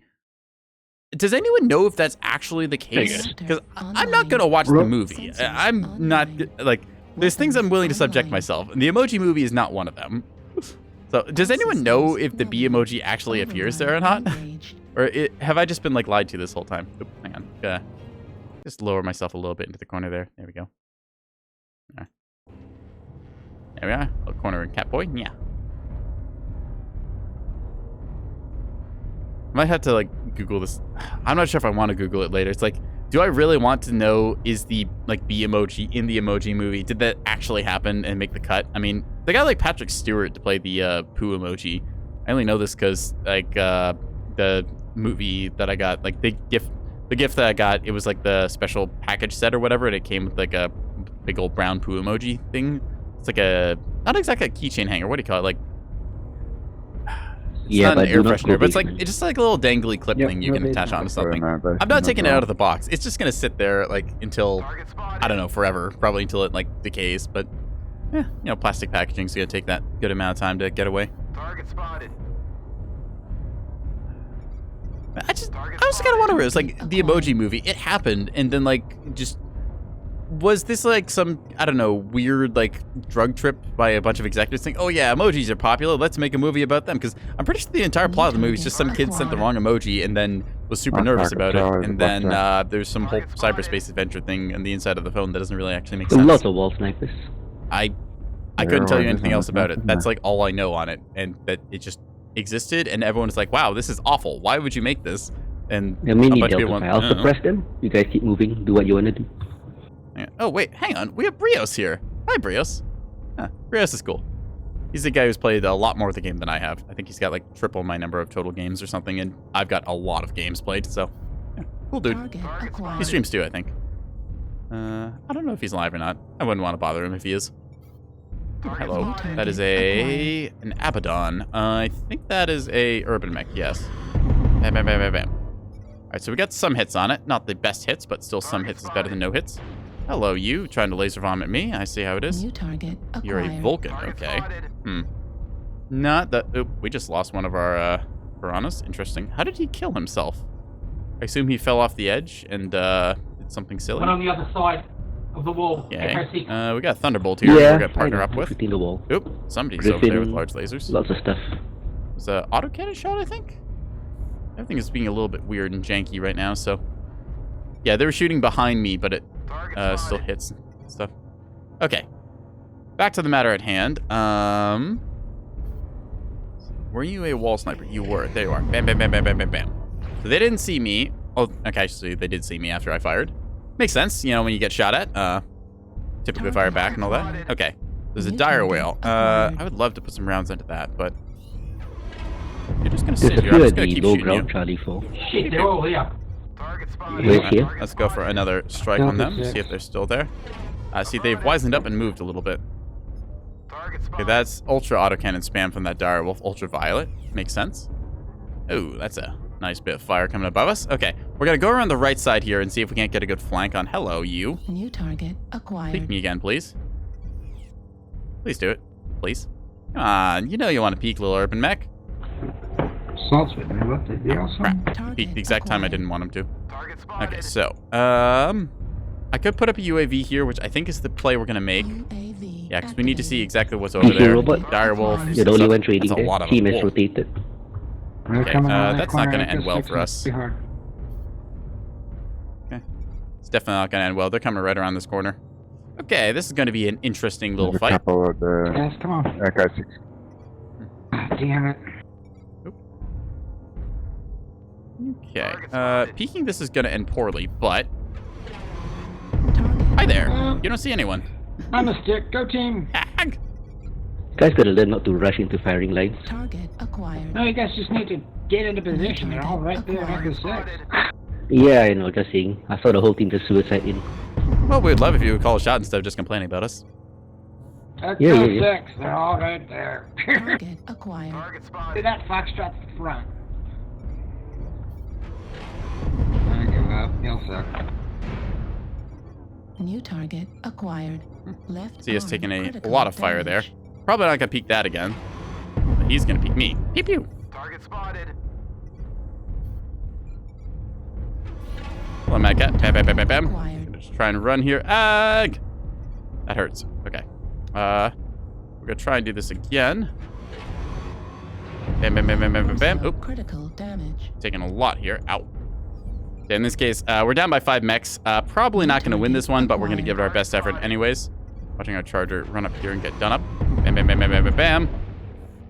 Ooh, I almost got that Vulcan. One more hit would have been perfect. See if we can't get another good... Oh, hi. Oh, this is not good. That's a trial direwolf, I think, good judging by the paint scheme. Yeah. So, unfortunately, 521 dealt, 460 taken. 0-7. It's only a matter of time now with the snowball. So, oh well. Yep. Direwolf go down. Boop. Let's see, Marauder. Yep. Hag 30, ER large. Yep. Just kind of your long-range sniper build. This is what I'm talking about. This build used to be a lot stronger because hags had a lot less heat to them. So, yeah, now, as you can see here, definitely prone to overheating and stuff. So, let's watch our Hellbringer here. Yep, kind of classic. No, actually, it's ER mediums and medium pulse. Again, seeing that, hang on, my head's in the way. I normally see either ER mediums or medium pulse, not both of them. Large pulse makes sense because it's got a shorter duration, pairs very well with the ER mediums, but maybe they just didn't have the tonnage to do like full medium pulse, or they just wanted to strip out a little stuff. Either way, I think that's going to be the game. Yeah, our last one here is our Blackjack 1X. We're just going to watch as they give their best, and we'll kind of take a look at the post-game stats. I want to see how I did comparatively. Yeah, unfortunately, yeah, 0-12. Stomps happen, so oh well. We'll just have to take him and roll with it.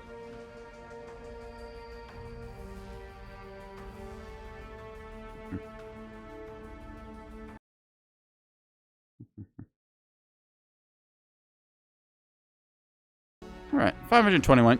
Our skill rating still did go up, so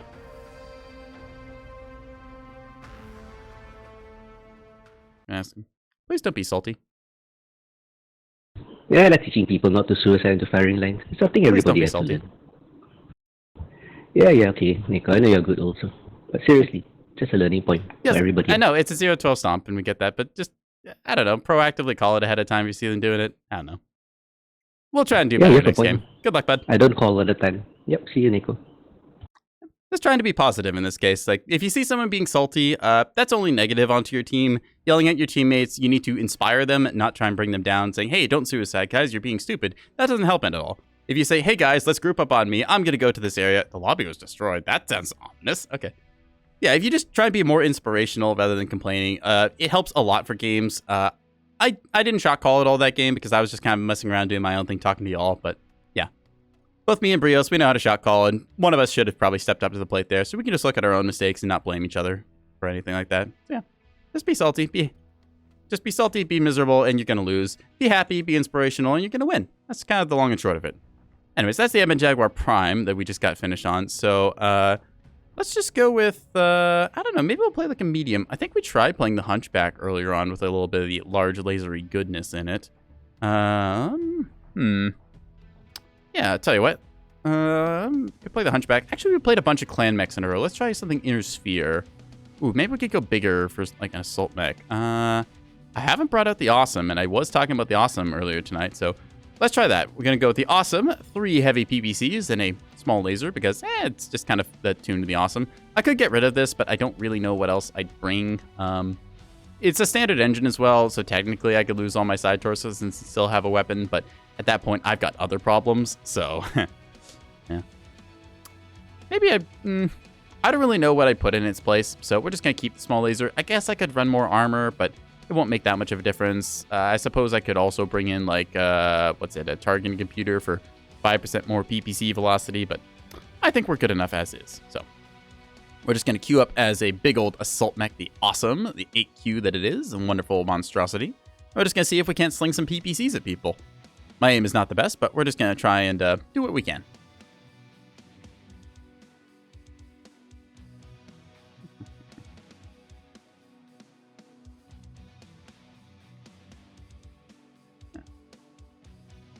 Maybe I'll do a little bit of shot calling. I haven't shot called too much tonight because I've been taxed by the various server issues and just kind of keeping rambling and ranting and onwards and on that. But, well, how about that?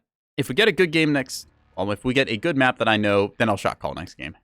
Hold me to it on that, chat, okay? Then again, I don't know every map's rotations or other good parts to stay on. I just kind of do my own thing and hope that usually is enough. Although if I get the chance to, I can tell people, hey, this guy over here, shoot him in the face. Yeah. Usually all people need is just like a little nudge in the right direction saying, hey guys, focus like Juliet Hellbringer's left torso, and then they'll figure it out from there, and you can just kick your snowball ever so slightly, because once you start the snowball rolling, it goes very quickly downhill. Well, I say downhill, it kind of gives a negative connotation. Once you start the snowball rolling in Mechwarrior Online, then Lanchester's laws kind of take over, because that's the like your firepower or square and how that kind of equates out, so. Long story short, when ahead, get more ahead, because it's easy. Yeah. Now we're just back into Search Warrior Online as I try and find something to throw heavy peeps at. The Awesome does have the downside of being the size of a barn, as in quite literally, I'm pretty sure they just took a barn, strapped legs onto it and some PPCs and said, all right, here's your battle mech. And one guy looked at it and said, yep, that seems about right. And then it went into battle and it was good. If I remember the slogans right, it's like the only thing that beats an awesome is another awesome, which, I mean, yeah, it kind of carries a bit of truth to it. It's also just the statement that the awesome is, and I will also back them up on that. The awesome, I wouldn't say, is a good mech in Mechwarrior Online, just because the hitboxes are so massive, it tends to eat a lot of fire. But at the same time, the awesome is a mech that I enjoy, because just throwing, like, basically you're throwing lightning bolts at somebody, that's just enjoyable. And you could go stomp, stomp, stomp with it, so. Alright, let's see if we can't find ourselves a match. If we can't find a match, then we'll have to resort to alternative lighting methods. Maybe like a barbecue lighter. Wiggle, wiggle, wiggle, wiggle, wiggle. Come on, awesome, make you. Ah. Alright, so it's going to force me to run ads in like 5 minutes. Tell you what, chat, we're going to gamble here, okay? I'm going to bet that I'm not going to find a match in the next 3 minutes. I'm going to run ads, and I'm sorry if this will interrupt the lovely loading screen that you all have all been enjoying, but we'll run some ads and then hopefully find a match, and then we won't have to do that again for an hour, okay? Let's go. Yeah. If anything does happen in the meantime, for those of you who have Twitch Prime or subscriptions or anything else that cancels ads, or just, you know, ad blockers and stuff, well, we're just going to be hanging out here looking at the search screen because that's what we're doing. Yeah. It's probably going to take us that long to actually get a game and then get dropped in and loaded up and all that jazz, but oh well.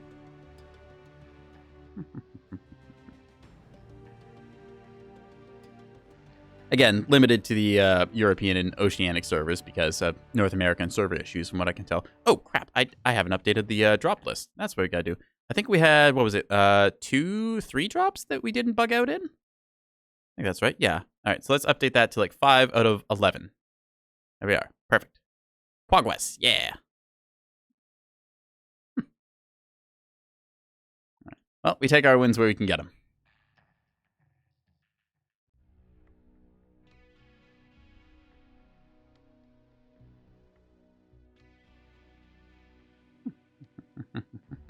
Wiggle, wiggle, wiggle. It does take considerably longer, but I mean, hey, we're through 1 minute of ads now, right? So we're going to just race against the ad timer, see if we can't get a match, and then load up perfectly as the ads finish, and then we'll be in the game, ready to rock. Yeah. I still do wish I could browse the store and just, you know, think up builds that I'm going to like save away on my hard drive and then just never access again because I completely forget about them. Or, you know, mechs that I forget that I own, like the Ebon Jaguar Prime we just dropped with.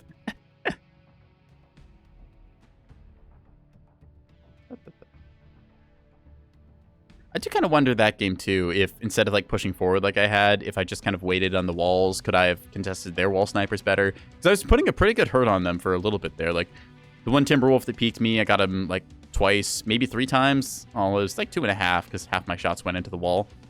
There was the Urban Mech that peeked me once and then decided I didn't want to do that again. That felt good. Yeah. Just kind of a rough match with the way the wheel set up, but oh well. We will live and learn, maybe. Perhaps.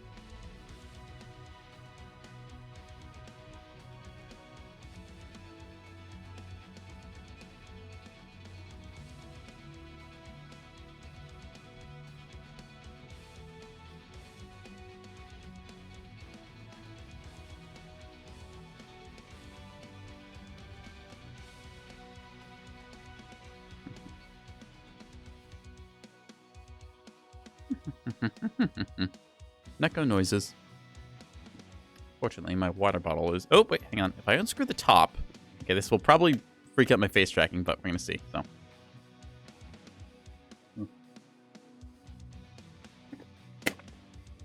Okay, there we go. Finished my big sippy. I do need to refill my water bottle, but... Alright, Twitch is saying the ads have ended. Thank you. So, as you might expect...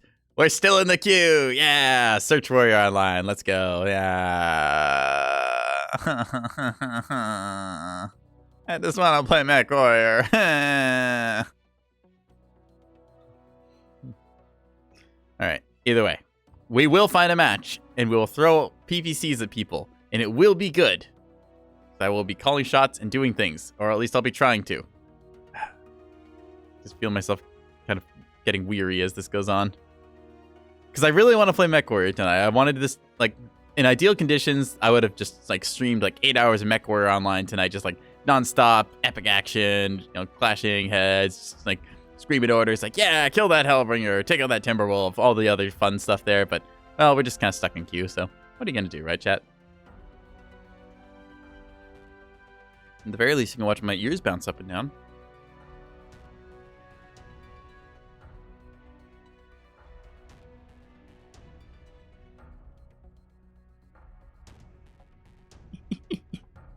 Wiggle, wiggle, wiggle, wiggle, wiggle. But no seriousness, though. Like, I remember when I clicked queue up, it said there was like 40% assaults on ladder, so I'm hoping that that won't mean that we're going to take too much longer. Maybe we're just waiting for another match to end and the lobbies to fill up a little bit. But, oh well.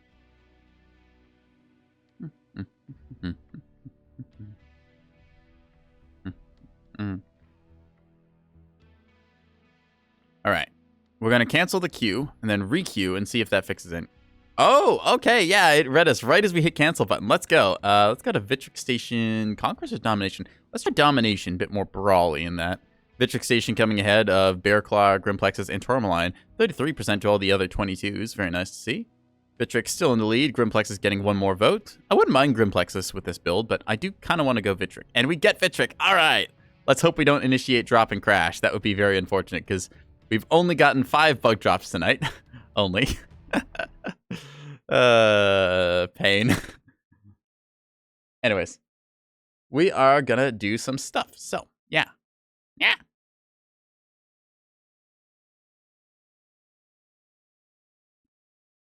So, King of the Hill in the old middle. And yeah. We are most effective at the 90 to like 500 meter range, if I remember my stats right. Might be 600. The downside of the heavy PPCs is they do have a minimum range, which means they're much less effective there. So from like 0 to 90 meters, we get a damage penalty. I think it's like 66% penalty at like super close quarters, like in your face range. But then it's like tapers off or ramps up or however you want to say it. But yeah, basically 90 to 600 meters is good. Give me the old Iwo 7. I said I was going to shot call this match, so once we get underway, we're going to shot call things, and hopefully that'll get us a cool win, and we'll be able to smack stuff. Yeah. And I'll put on my big commandery voice of commanding. Hello, yes, I am Nekoboy. I command mechs and battles. And I point you at things and say, shoot, shoot, pew, pew. That's illegal. Climb.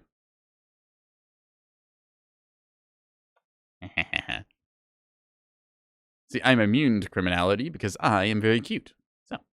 They can't charge me. All right. Come on, guess the match. We're just waiting on, who's that? Master Splinter?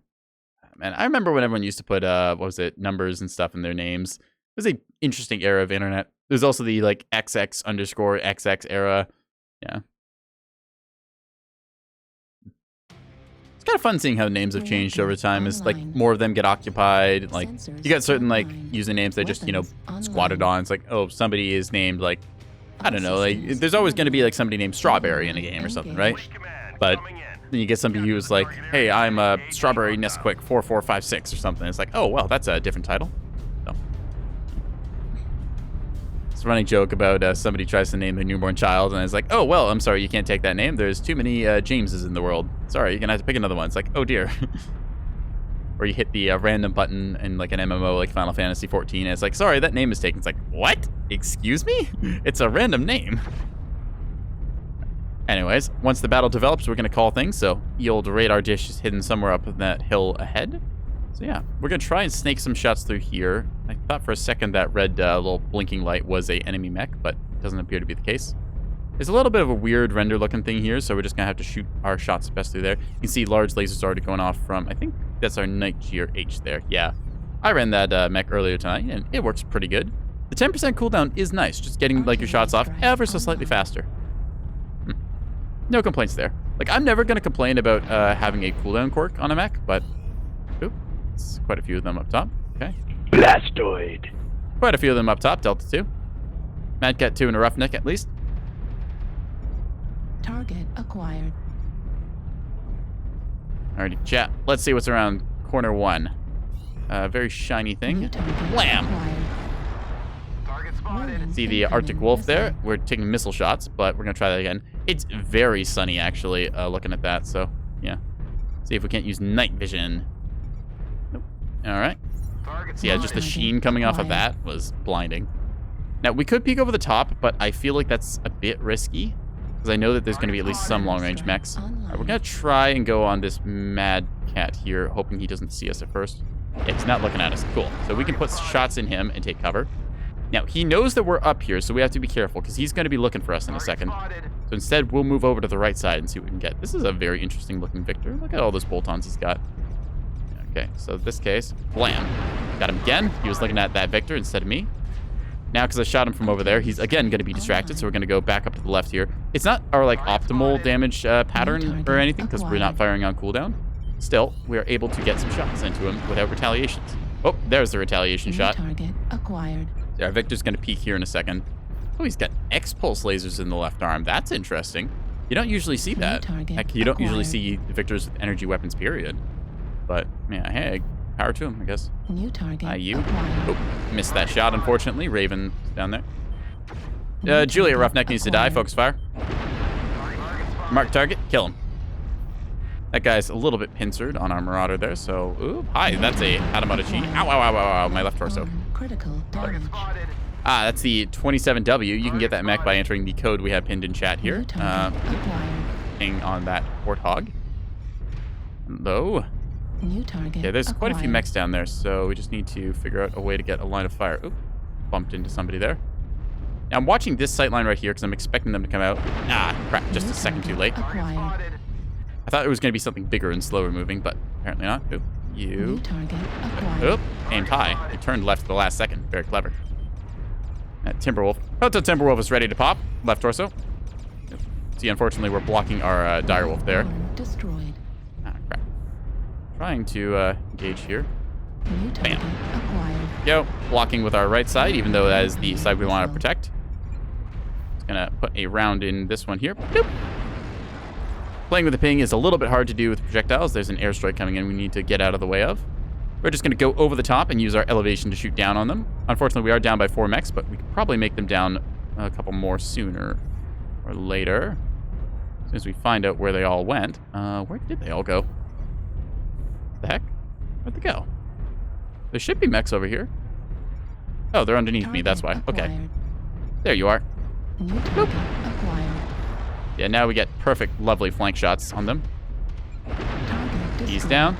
New target acquired. I could drop on that, but that's a very dangerous thing to do, so we're not going to. We're just going to expect them to move around the outside. New target acquired. Bravo Stalker, good target. Calling whatever shots I can. I've mispositioned because I didn't know they were coming up this ramp. Hack! New target acquired. I can't see anything. Okay. Go on, Delta Arctic Wolf. And if I drop down, I'd be very vulnerable. We're just a big old nest of assaults up here that they can't engage on, I don't think. That is a very dumb Raven. He's a better mover than I am, though. New target acquired. Okay, let's see if that guy wants to come up here again. He does. Blam. Ah, crap. New You. target acquired. Pew, pew. Ah. 8 sync destroyed. Left torso critical damage. Goodbye. New target acquired. Left torso destroyed. Goodbye. New target acquired. Who else wants some? I bet this Mad Cat does in a second. Gonna pre-aim here. My ally has my flank covered. Blam! Ah! Fear the heavy PPCs! Wahahaha! Hello, you. That. Forget with 120 meters you can't deal any damage. Put fire on you. You can't either. Drop the Arty Strike here and hope for the best. Come on, Arty Strike. Just hoping he's gonna stay there while my buddy shoots him. 618 damage, 3 kills. Come on, Arty Strike. Hit him! I think we might get a kill from the grave here, if we're lucky. Let's see. It's 11 to 10, so close one. Last one's Charlie 3, Bravo 3, Shadowcat, high ground. I said I was going to shot call, but there's only so many shots to call. Center of Charlie 3 towards Alpha. He's moved to Charlie 2 now. Calling him as I see him. So, as long as one of our guys stays in circle, we should have this. Our Raven is pretty fresh, so he'll be good. And we've got a Direwolf here. Yeah, doing work. 3 AC-10s and 2 Ultra 5s. Good firepower. Halfway there. Now, where did the Shadowcat go? If I was him, he probably crossed over to Delta 2, but I'm not going to make a call out unless I'm certain. Rather not give the team misinformation. In case they see something. There he is, Delta 3, high ground. Need assistance. So, as long as we don't take too much damage here on our team and get bled out by the Shadowcat. Shadowcat's notorious for being one of the last mechs alive in a match, just because they are very quick and, well, hard to kill. Target acquired. So, we've got our Raven here kind of doing his thing. Where did the Mr. Shadowcat go? He is contesting the circle, which is unfortunate. Low ground, Charlie 4, mark him if you can.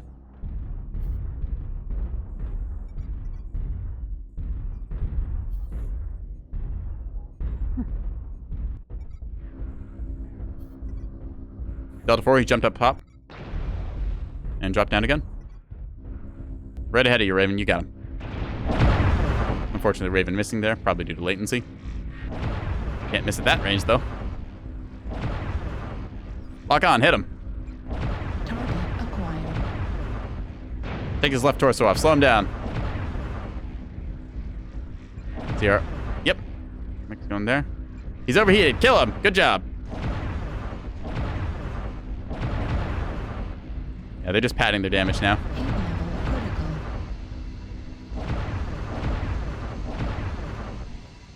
critical. He stopped right in front of him. That's kind of funny. Target destroyed.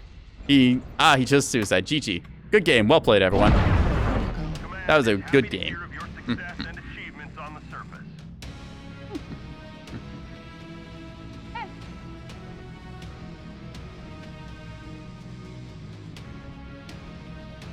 All right, so 3 kills, 618 damage, 687 damage taken, 1 team damage, but that's okay. Just a good chunk of damage overall. Look at that Direwolf, though. Dang. Almost 1,400 with that. Yeah. So Direwolves can do damage if you just kind of leave them for a while. Yeah. Victor 9K also coming in with 989. So yeah, we did decent, but props to the guys on our team. We lost a bunch of our lights and other stuff earlier on because I think they just got a bad rotation and got clapped. But either way, we were playing against a 4-man stack, actually. That's very good. So, all right, chat. I think that's where I'm going to leave it then for the night, because just sitting in Warrior Online is kind of, it's a little bit of taxing my patience. I like to stay positive. I'm also needing to go get something to eat because I am a hungry kitty. So I'm going to find somebody who I can pass you all off to, because you have been lovely tonight. Thank you for coming by and all that. Yeah. Let's see. Who can we raid, then? Who is online? Let's check Mechwarrior and see who else is streaming right now. Pinglove? Pinglove, Sean, okay. Any of my other friends? Alright. Actually, okay, I'm just gonna pass you off to Sean Lang, then, because he was cool earlier on to us, so just kind of do that. Yeah, Sean streams a bunch of Mechwarrior stuff. He's probably a better streamer than I am. He's been at it a lot longer and knows a bit more about Mechwarrior than I do. So, yeah, he's cool. We're just going to go ahead and raid him. And, yeah, thank you for coming out. Have a good one, chat. I will see you tomorrow for Cosmeteer. Bye.